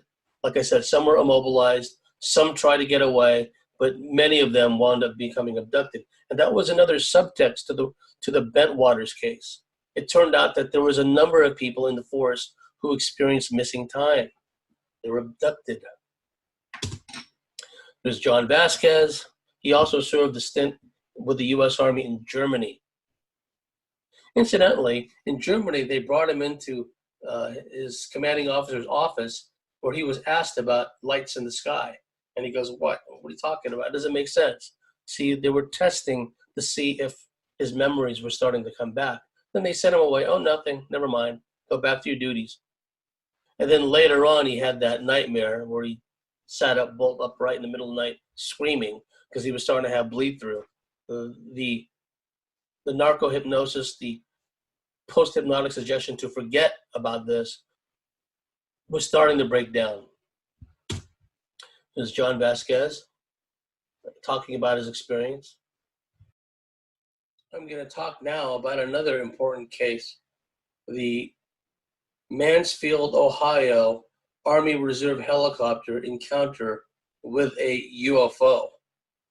Again, it was late at night. It was in October 1973. And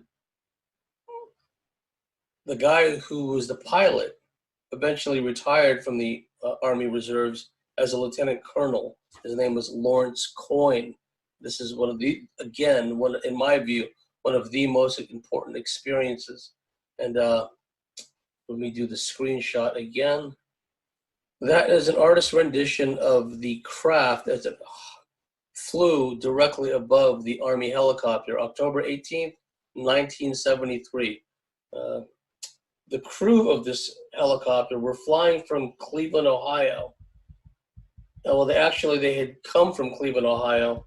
They went to another part of Ohio in order to undergo medical exams. And then on their way back, this encounter occurred. And again, this is I'm reading this from UFOinsight.com. the 1973 Mansfield-Coyne helicopter UFO incident. The incident of October 1973 over Mansfield, Ohio, was witnessed by 4 professional military pilots as well as multiple witnesses on the ground. Furthermore, the encounter is still unexplained but considered one of the more authentic of such incidents. An unknown and highly advanced aircraft would zoom in on a military helicopter and then stop suddenly in front of them, hovering silently. Each of the pilots would sign sworn testimony regarding the authenticity of the encounter. Such was the conviction of what they saw. Perhaps more important was the commander of the helicopter in question chose to speak to the media before debriefing his superiors, or rather being briefed by his superiors. He would have been the one that had been debriefed and also made the sign non-disclosure statements for sure. This, rightly or wrongly, depending on your perspective, prevented any aspect of the incident from being classified. So that's a key point to remember. Was before the pilot, Lawrence Coyne, was debriefed by his military superiors and told to shut up about the subject and made to sign non-disclosure statements and be threatened and harassed and all that. For whatever reason, he jumped the gun and talked to the media. As the Army Reserve UH-1 helicopter cut through the night sky on 18 October 1973, events were about to become surreal. The 4-man crew, Captain Lawrence Coyne, Lieutenant Arrigo Jesse, Sergeant John Healy, and Robert Yanisak, had traveled from Cleveland to Columbus, Ohio, earlier that evening for a regular standard medical examination. Following that, they would board their vehicle at 10:30 p.m. and leave for the return journey back to Cleveland. It was while they were over Mansfield that the night took a strange turn. They were flying at 2,500 feet, and one of the crew members noticed this light that was nearby as they're flying along. Long story short, this light then rapidly started closing on the helicopter, and it seemed to the crew members, including the pilot, that this craft was on a collision course with their helicopter. And Captain Lawrence Coyne thrust the helicopter down, descending around 500 feet. And at the same time he's calling out to the control tower in Mansfield, Ohio, asking them if they had any traffic in the area and if they could pick up what was going on. They can pick up on the radar this craft. And again, the communications were interrupted. This comes up again and again in a lot of these cases, with whether it's car radios and police cruisers, or it's communications in a helicopter or an airplane, they get disrupted. The red object was still heading in the direction the men prepared for impact. And what was interesting was Captain Coyne, seeing that the craft was heading straight towards them, put his helicopter into a dive. But what happened was, instead of diving, the craft ascended. It ascended like a couple of thousand feet at least. Because as was the case with Mona Stafford, Louise Smith, and Elaine Thomas, this craft, this regular kind of a cigar-shaped craft, had locked onto their helicopter and pulled them upwards at a time when Captain Coyne had the controls set for a crash dive to avoid the collision. Instead of diving downwards, they're being pulled upwards. And this object, and let me read more of the account here. This is very interesting. Suddenly, a green light swung from underneath and hit the windshield of the helicopter. According to Coyne, the whole cabin turned green as the light illuminated everything in a bright green color. After a few seconds, the light went out and the object moved up into the west at great speed. Coyne, who had the helicopter's height locked throughout the incident at 1,700 feet, realized they were suddenly at a height of 3,500 feet. They had climbed almost 2,000 feet in a matter of seconds and never knew it. Suddenly, a bump nudged the helicopter, and instinctively, Coyne climbed slightly, the vehicle now back in his control. And we heard this bump thing in the case with Mona Stafford, Louise Smith, Elaine Thomas, where they felt a bump in their car as the craft was directly above their car, and then they blacked out and lost consciousness. In this case, they all felt the bump, and afterwards, they regained control of the craft. This is a very important case, not only because of the caliber of the witnesses, but also, and it's one of the themes we keep referring to and recurring themes in this lecture, the after effects. In this case, it wasn't so much that they had physiological after effects, radiation poisoning and whatnot, at least none that was reported. What was interesting was in the days and weeks after this encounter, Lawrence Coyne, Captain Lawrence Coyne, later retired as a lieutenant colonel, and the other members of his crew began receiving mysterious phone calls from some shadowy woo-woo individuals who were from this spooky department within the Pentagon. And these mysterious people would ask them questions like, since the encounter with the UFO, have they had dreams of body separation, i.e. out-of-body travel? And I just mentioned in the previous case, Louise Smith, Mona Stafford, Elaine Thomas, that Mona described coming out of her body during the experience and looking down and seeing what may have been her body or one of her friends on a table surrounded by these creatures. Well, this mysterious woo-woo character who called up Captain Lawrence Coyne asked him the same thing. Subsequent to this experience, since this experience, has Captain Coyne experienced any body separation, out-of-body experiences? He was also asked if he had since had any dreams about spheres or spherical shaped objects, or had any kind of dreams where he got some kind of mental telepathy, like some kind of telepathic message. And sure enough, some of the members of the crew described that yes, and subsequent to this experience in the helicopter with this craft, some of them did start to have dreams of spheres and did start to have telepathic messages in these dreams. I don't think I mentioned in the Betty and Drayson part of this lecture that one time her and her husband, Bob Luca, were abducted, astrally abducted during the day, taken right out of their body. They were dressing in their bedroom. Bob was putting on a sock. Betty was dressing up. They were prepared to go out. And then in broad daylight, the aliens astrally abducted them, left their bodies immobilized, frozen in place as they took their physical bodies away.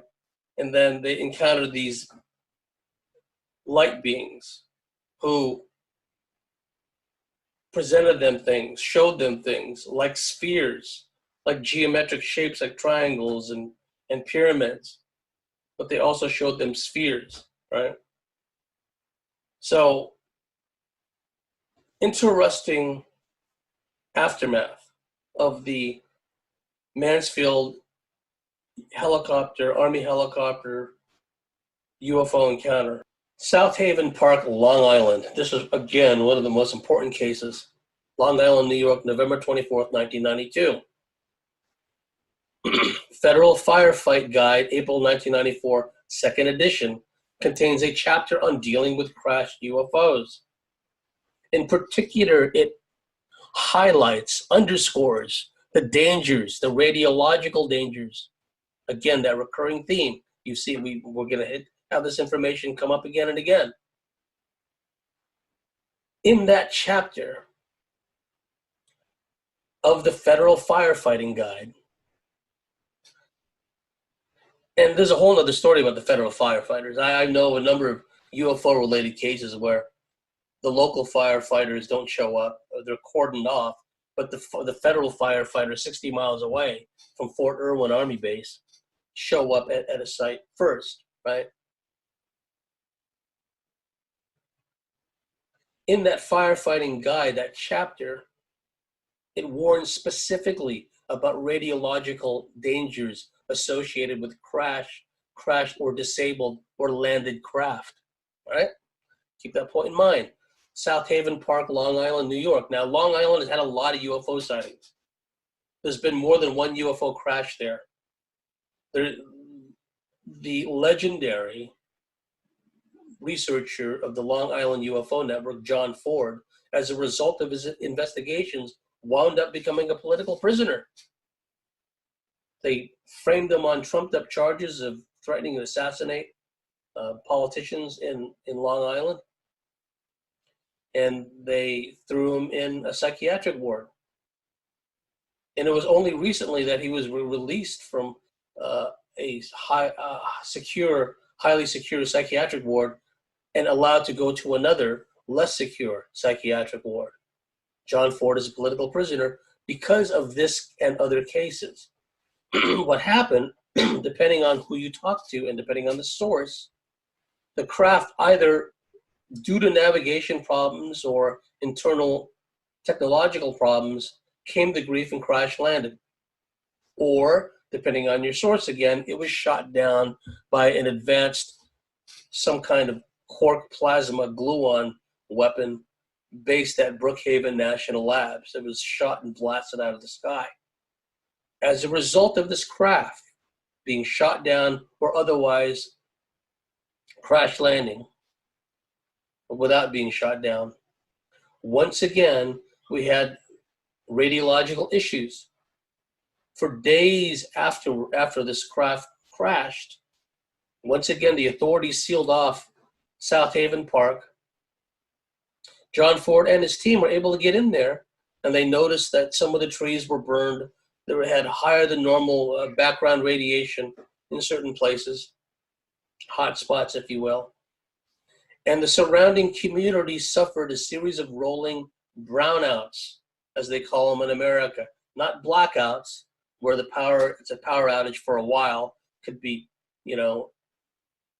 a minute, 10 minutes, an hour, 10 hours. Brownouts are like, well, what happened to the power? Oh, it came back, but it's gone again, right? So these are like rolling blackouts that move around in different parts of the communities.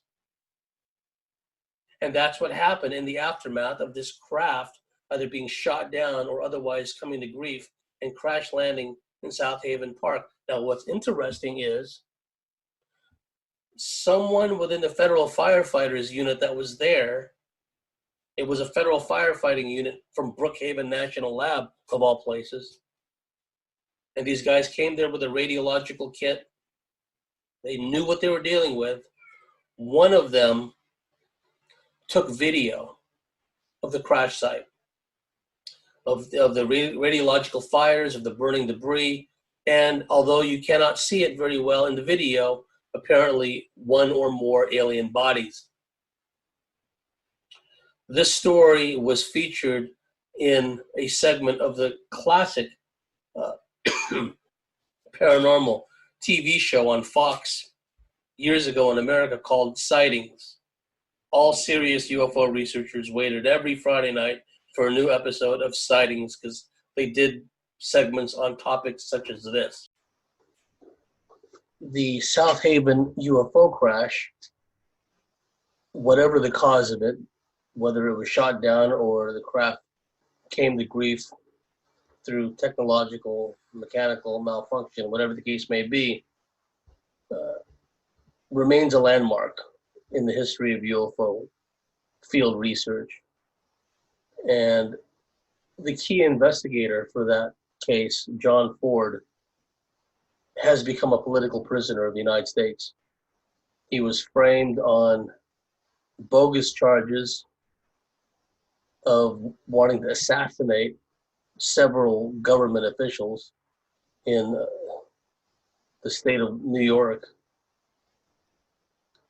And the reason why they harassed him, the reason why they eventually set him up, they even went to the trouble of infiltrating his life with a fake friend to set him up, was because of the work he was doing, the research he and his team were conducting into the South Haven crash and other crashes. Mauritius Bay, I think that's how you pronounce it, Mauritius Bay, also in Long Island, was investigated by John Ford and Long Island UFO Network. And that was the crash retrieval of a large wedge-shaped object that might have been shot down also. That happened in the 1990s, if memory serves. The late, great Leonard Stringfield investigated this case. It was featured in one of his status reports about UFO crash retrievals. So Long Island was a hotspot of UFO activity. And here is a screenshot of rather a slide of John Ford. In the recent past, he's been moved out of a highly secure psychiatric ward because they put him in a psychiatric ward in high security. Goodness knows what they did to him in there. And it was only in the recent past that he was moved to another psychiatric facility that was not as highly secure. So hopefully it's a trend. Eventually, John Ford will have his freedom. But just understand that he is a political prisoner, for lack of a better term, because of the work that he and his team were doing as far as the South Haven crash in Long Island, November, that we talked about. It was just a tragic case all the way around. And unfortunately, John Ford, he had to bear the brunt of this manipulation. That was November 24th, 1992. And again, we talked about the Federal Firefighting Guide, which came out April 1994. There was a chapter dealt specifically with crashed UFOs, and in particular the dangers of the radiological effects of crashed or landed UFOs. Now, we're going to be getting into the nuclear weapons, weapons making aspect to this, because from the dawn of at least this latest version of humanity's nuclear and thermonuclear weapons development, aliens, extraterrestrials, call them what you will, have been deeply interested in monitoring the progress of humanity's development of nuclear and thermonuclear weapons. Dr. Oppenheimer was asked if the explosion of the plutonium device at the Trinity site, excuse me, that's what Oppenheimer called the site in New Mexico where they tested the first atomic weapon. I believe that was July 16th, 1945. It was the implosion plutonium device. After the war, he was asked if that was the first time that there had ever been a nuclear explosion on Earth. And Oppenheimer said yes, in modern times, because Oppenheimer was a student of Sanskrit. He was a student of the Vedic text. He spoke Sanskrit, he read Sanskrit, and he knew from the ancient Indian sacred texts that nuclear weapons, beam weapons, if one were to put a modern spin on the descriptions in these ancient texts of the weaponry that was used in these gods of wars and men, Oppenheimer would have known that nuclear weapons had been used in the distant past, that the Trinity site explosion, July 16, 1945, was not the first time the nuclear weapons were deployed. And recently, there was a physicist who went public and said that based on evidence found on Mars, An isotope was found there, which apparently is not naturally occurring. It can only come about as a result of nuclear fission. And this physicist was postulating that it's possible that aliens, they would have been Martians, we would have been the aliens from our earthly perspective, but at any rate, these beings on Mars had engaged in nuclear warfare because the byproducts of nuclear fission were found by probes that were sent to take samples of the Martian atmosphere. So keep all that in mind. Also, before I proceed, there are places in the Middle East and places in the subcontinent where there is a layer of greenish glass-like material, which is now known as trinitite, named after the site in New Mexico, which Robert Oppenheimer called Trinity, the Trinity site. They found out that after they set off the plutonium device in New Mexico, the heat from the fireball had fused the sand and turned it into this greenish glass-like substance, hence the term trinitite. Well, they found trinitite, lots of it, in parts of the Middle East as well as places in the subcontinent, India, Pakistan, that area, suggesting that sometime in a distant past, nuclear weapons or thermonuclear weapons had been utilized there. It's not a question of who discovered nuclear fission, it's actually the capability and know-how was known to civilizations long before our own. So fast forward to World War II, the development of atomic weapons, the Manhattan Project, which culminated in the dropping of the uranium-235 device on Hiroshima, and then 3 days later, that was on August 6, 1945, and on August 9th, 1945, the dropping of the plutonium device, the implosion device, over Nagasaki, known as Fat Man. The bomb is known as Fat Man. Thereafter, the United States continued to make nuclear weapons and eventually began to make thermonuclear weapons, i.e., hydrogen bombs. Well, early on, even during the days of the Manhattan Project in Los Alamos in New Mexico in World War II, there were UFO sightings seen very close to Los Alamos, and then after the war in places like Oak Ridge National Laboratory. Oak Ridge National Laboratory was where the gaseous diffusion plants were set up to enrich uranium-238, actually to separate the isotope uranium-235, which was found in infinitesimal amounts within the uranium-238. And then they also would further enrich it once they separated the isotope of uranium-235 from uranium-238. They would enrich it through the use of large magnetrons, cyclotrons actually is what they were called. Dr. Henry Lawrence, the inventor of the cyclotron, he worked at Berkeley with Oppenheimer prior to World War II. He created what they called racetracks of these large cyclotrons, and it was another form of enrichment of uranium and plutonium too. Electromagnetic isotope separation is what they called it. But anyway, not only was uranium-235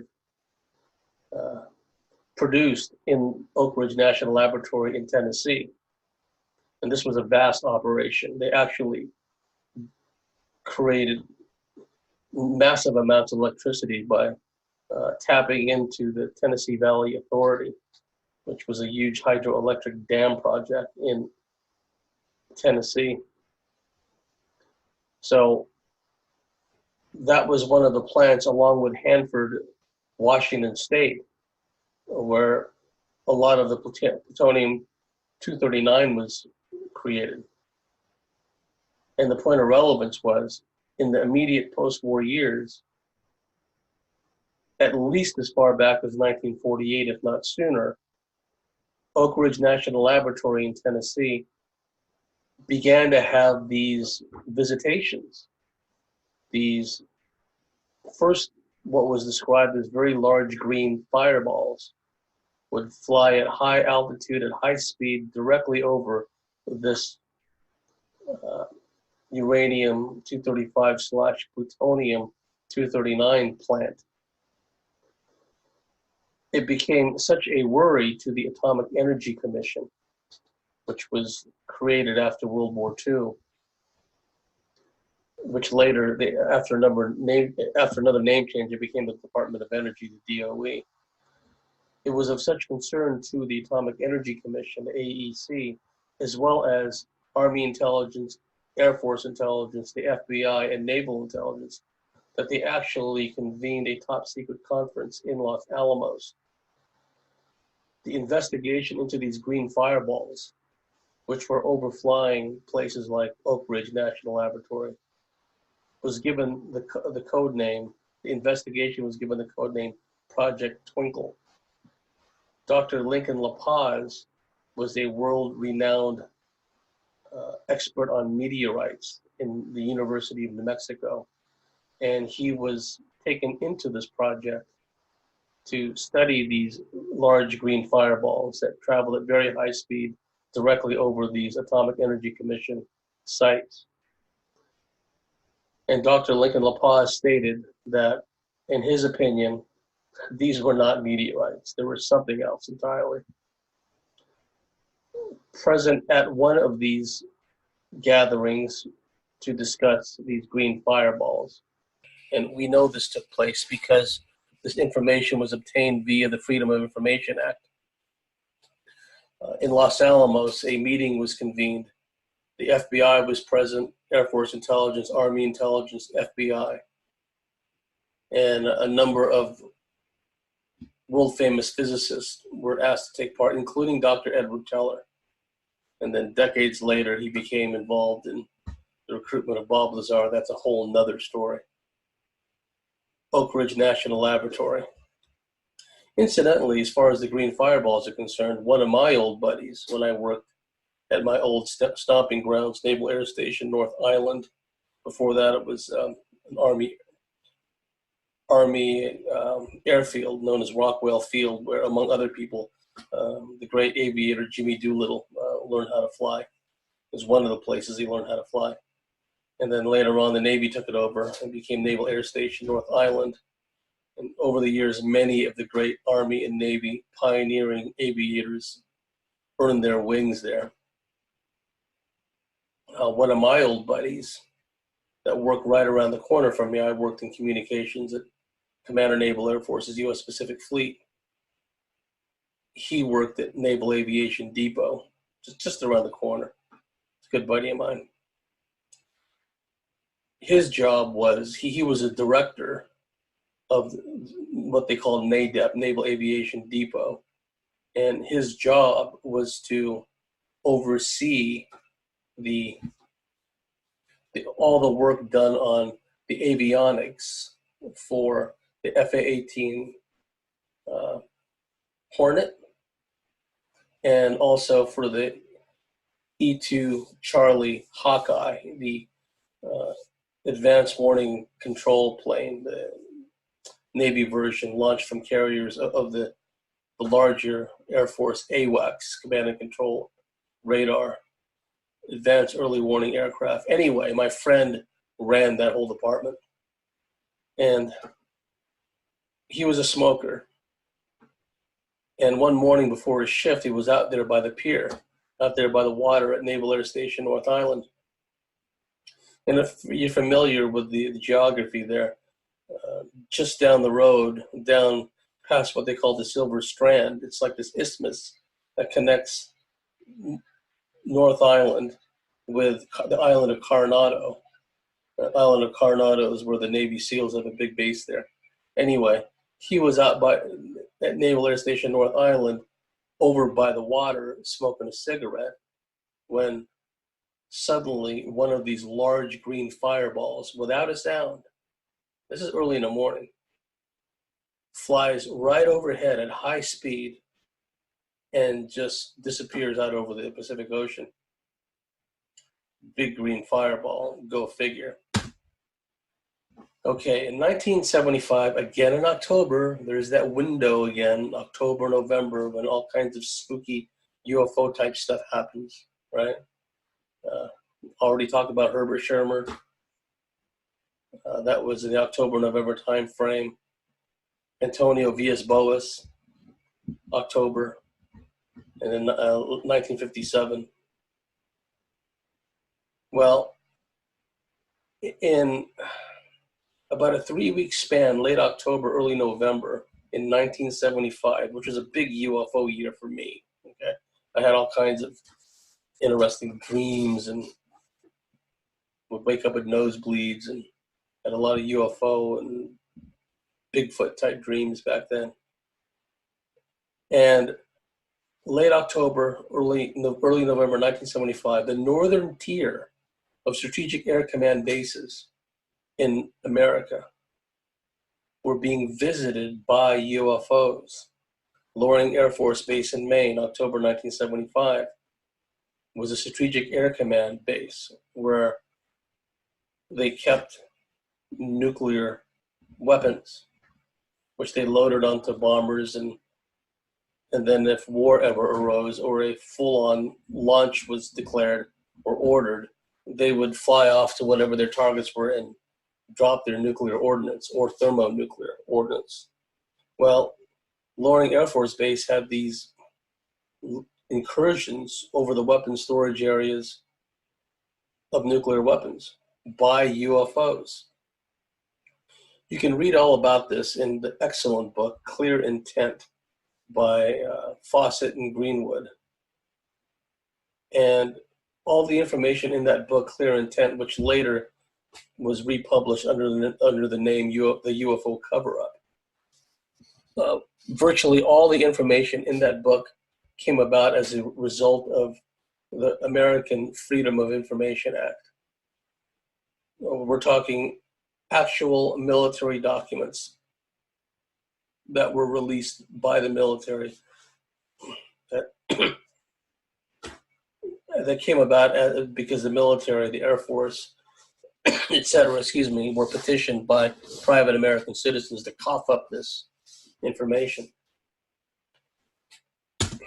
Wurtsmith Air Force Base, Michigan, another Strategic Air Command base. Nowadays, it's known as Strategic Command, and it's an all-service command nowadays. It includes the Navy, and but back then, Strategic Air Command was an Air Force command, and it was honed to a razor's edge when it was commanded for several years, 8 years, or if memory serves, or longer, by legendary Commander General Curtis LeMay, who turned the Strategic Air Command into one of the most deadly strike forces in the world. Anyway, Wurtsmith Air Force Base was another Strategic Air Command base, which housed nuclear weapons. And like Loring Air Force Base, right around the same time, was visited by a number of UFOs. And like I said, oftentimes, not only would these craft fly over or hover over restricted airspace, but sometimes they'd hover right over the nuclear weapons storage facilities. Sometimes, as in the case in Bentwaters, which I'll talk about more later, they were actually beaming lights down into the weapons storage areas. Malmstrom Air Force Base, infamous in UFO annals. In 1975 also, during this 3-week period, UFOs were seen right over the nuclear missile silos. And like I stated earlier, these silos would be spread out over hundreds, if not thousands of miles of square miles of Montana and nearby states.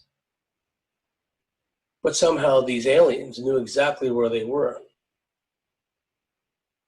And I think I mentioned earlier when I was talking about Robert Salas and the incident he had in 1967 at Malmstrom Air Force Base, when up to 20 nuclear missiles were rendered into no-go status, so-called fated giants. Interestingly enough, the guy that I discussed earlier, Raymond Fowler, who investigated Betty Andreasson and wrote a series of books about her, as a electrician working for Sylvania, a defense contractor, he had heard from another technician that sometimes these UFOs show up over these nuclear missile sites and they disable the warheads. They need to be fixed, the guidance computers. So Malmstrom Air Force Base in October, late October, November 1975 was visited again by UFOs. And the accounts of the eyewitnesses there, because numerous witnesses would see these UFOs. Sometimes they were quite large. In one account, it was described as a large orange, reddish, glowing craft that was roughly the shape of a football. And it was the length of a football field. And it was hovering at relatively low altitude, right over the restricted airspace and right over some of these nuclear storage facilities. They have these teams called Sabotage Alert Team, SATs, and they were freaking out, as you can imagine, because their job is to fight any kind of incursion onto the base or terrorist attack or whatever. And then here come these huge UFOs that are hovering right over missile silos or hovering right over the bases. It was a show of strength, as they say nowadays. It was a show of strength. And just as in 1967, they caused upwards of 20 nuclear missiles to go offline, to use a term we would use today, no-go status, fated giants. We've seen the inverse of that. One of the stories that came out of the old Soviet Union was one of these UFOs had hovered right over a nuclear missile silo in the Soviet Union. And instead of disabling it or shutting it down, the missile went into launch sequence. It was going into launch sequence in order to launch. And the Soviet technicians were frantic trying to prevent this from happening, this unauthorized launch. And it was the aliens that were doing this. At the last moment, either they were able to prevent the launch, or the aliens said, okay, we've had our fun. We'll stop this launch sequence now. There's even a story, and if some of the information gleaned from, which I have no reason to doubt, and not only was a lot of information obtained through the Freedom of Information Act by Fawcett, Greenwood, and other researchers, but there have been a lot of leaks from the inside, or at least people that had access to certain information, certain documentation. And the father-son team, the Woods, they wrote a book about this from a lot of the documents they obtained. It's called the Majestic Papers, I think it is. Malmstrom Air Force Base. Again, late October, November 1975. RAF Bentwaters, still one of the most important cases. The never-ending attacks on Larry Warren by all these vicious trolls, all these fraud UFO researchers like Nick Pope, and these limited hangout types like late retired Colonel Charles Halt. They never ceased their attacks on Larry Warren because Larry Warren was there at the fourth night. Turns out there were 4 nights in a row. I'd spoken with Gary Hesseltine, who's investigated this case exhaustively. I've had him on my show twice. It was commonly thought amongst UFO researchers that there were 3 nights that made up RAF Bentwaters / the Rendlesham Forest incident or incidences. Turns out that there were 4 nights in a row. And Larry was at the last night. He'd just come back from leave in Holland. I think he went to Amsterdam somewhere. And then he came back after leave, and then shortly after coming back, he went onto the duty roster. And he had the night shift. And it was late at night when all this stuff happened. Long story short, some of you are familiar with the story, I'm sure. But Larry was one of a number of people that were in a clearing in the forest where they encountered not only a landed UFO, but occupants came out of the craft too. They came out in an orb or orbs, and these little beings were inside the orbs. And as was the case with some of the other witnesses I've talked about in this lecture, Mona Stafford, Elaine Thomas, Louise Smith, Betty Cash, Vicki Landrum, Larry Warren, and others that were present at the last night of events in Rendlesham Forest suffered radiological radiation poisoning. Larry Warren had retina burns from the bright flash of this red object that hovered over this glowing mist in this clearing. Bright flash, soundless explosion, searing brightness, suffered retina burns. And then after the light dissipated and his vision came back, there was a structured craft that was sitting there on the ground. And it must be remembered, folks, that this concept of landed craft, occupants seen outside of the craft, occupants seen to come out of the landed craft, that is well embedded in the study of UFOs. There's nothing unusual about it. There's been many people, particularly law enforcement people and military people, who've seen this. And your average Joe or Julie citizen has seen this as well. Landed craft, beings coming out of the craft. What differentiated Warren's story compared to some of the others is, first of all, his experience happened on the last night, whereas others that have come to be known as being involved in RAF Bentwaters, their experiences occurred in the previous nights and were not as extreme as this one. So there's nothing unusual about the concept of landed craft, occupants seen outside of the craft. There's a book you can find called The Humanoids. And each chapter, it's an anthology of accounts from around the world, each chapter written by a noted UFO researcher from his or her country.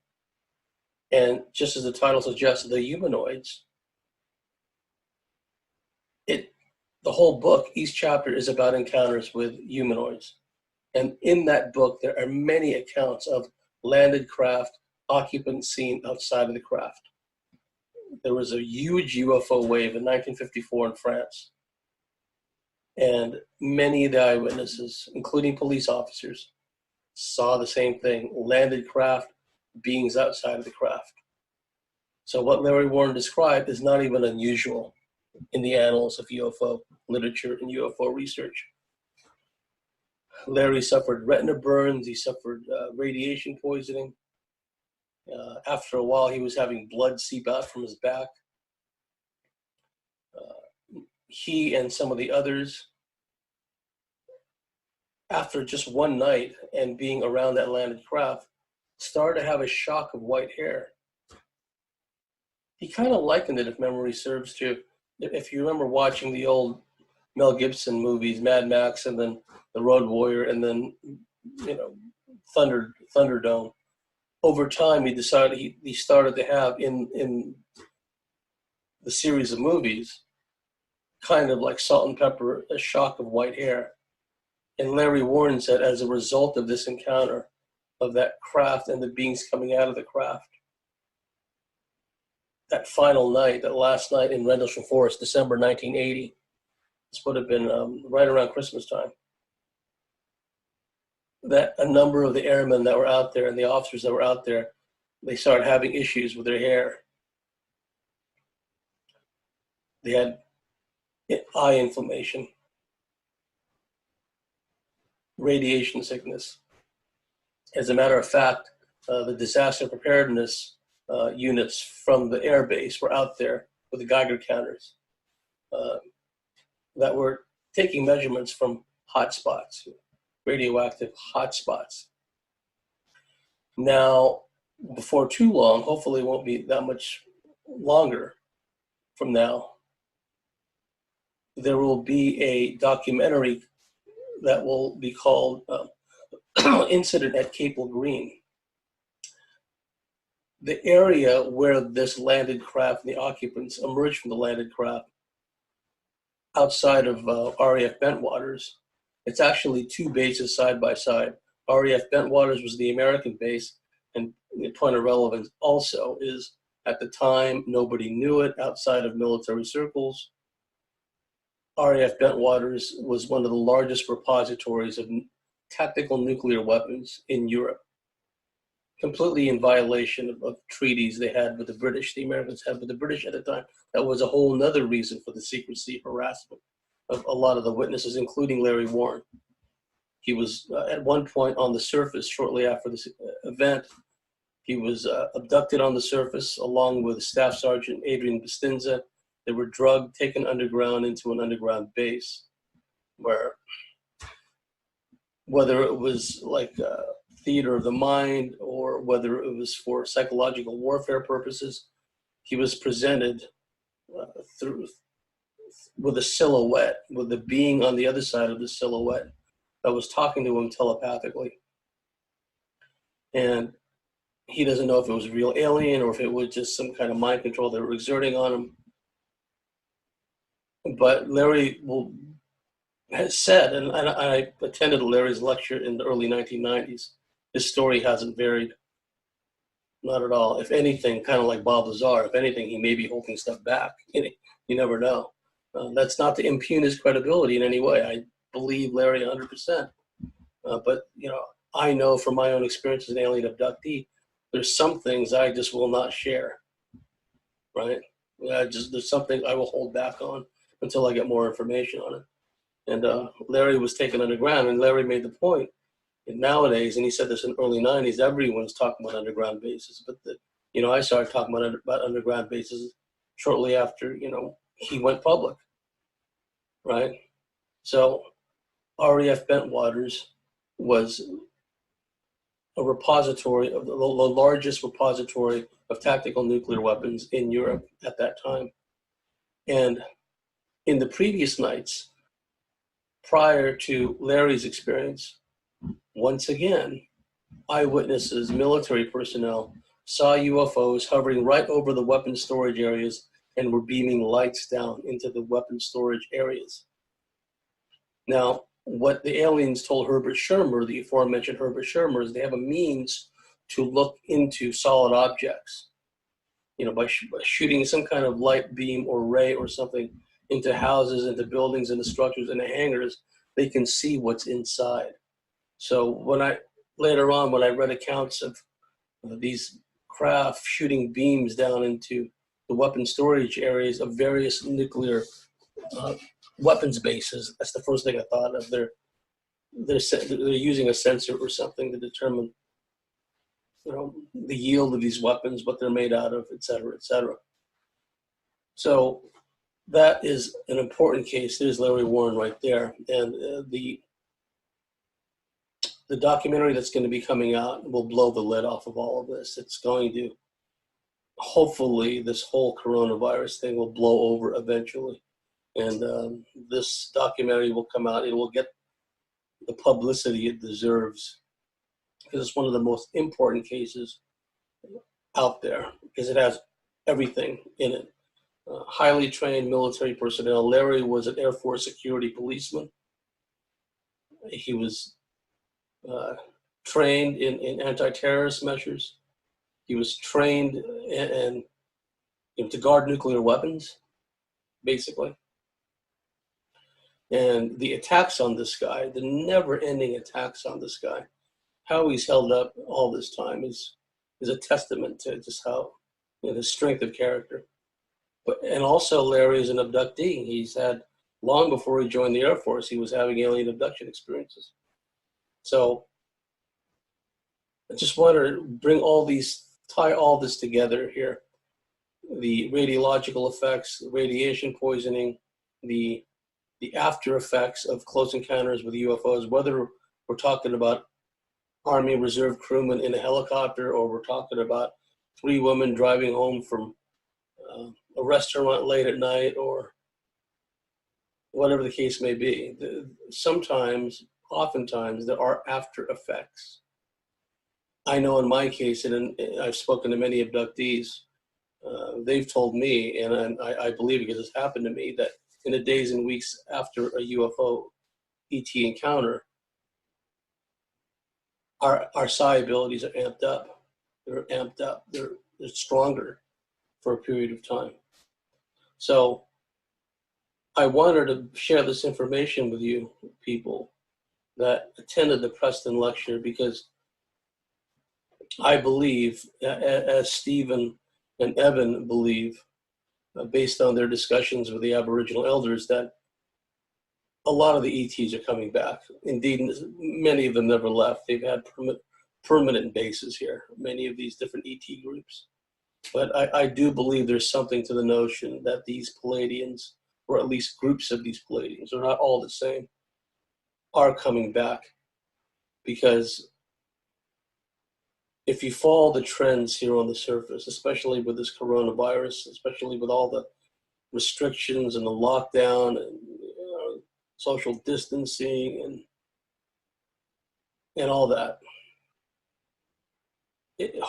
hopefully, I'm hoping that they start to ease off their restrictions and things can pretty much get back to normal. But in the meantime, they've destroyed countless businesses, countless livelihoods, millions of people unemployed all over the world. It's a case of the cure being worse than the disease, because the human race would have been able to ride out this coronavirus storm. That's even assuming that it's real as we understand it, right? For what it's worth, I believe there's something out there other than coronavirus. The coronavirus is what they keep harping about and hyping up and frightening everybody with.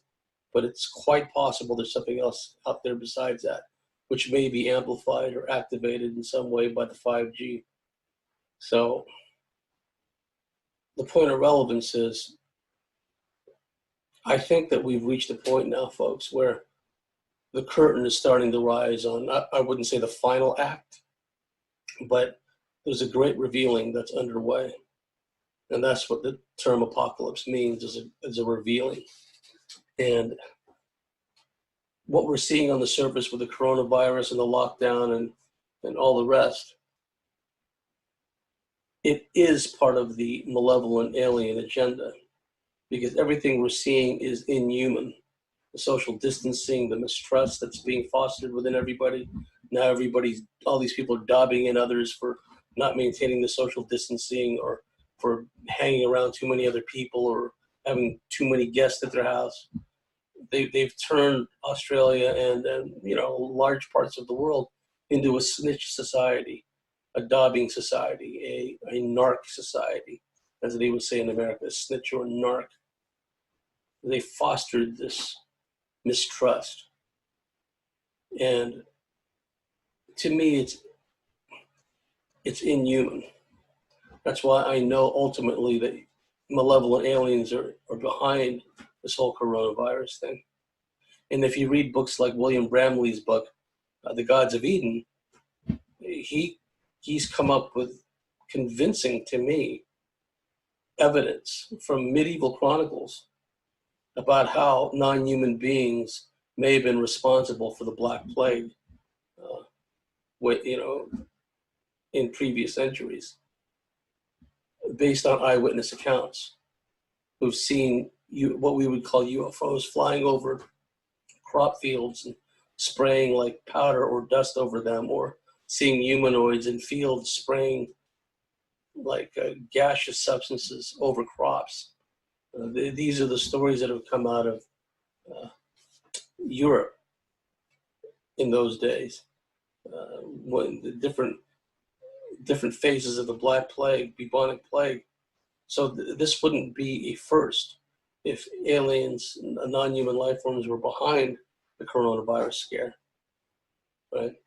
Because anytime you have fear, anytime you have hyped up fear that lumps everyone, lodges a lot of people into the reptilian part of their brain, their survival brain, and they're very suggestible. Scared people will do what their authority figures tell them to do.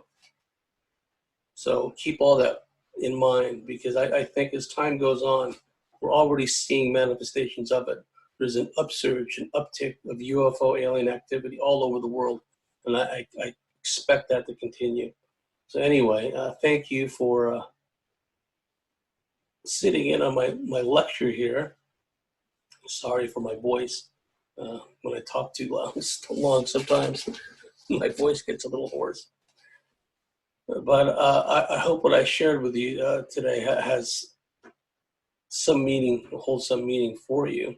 And I want to thank Stephen and Evan Strong for giving me the opportunity to come on here and speak to you. And I hope one of these days, after all this blows over, to be able to speak before you again, in one of Stephen's conferences. Anyhow, I'm James Bartley.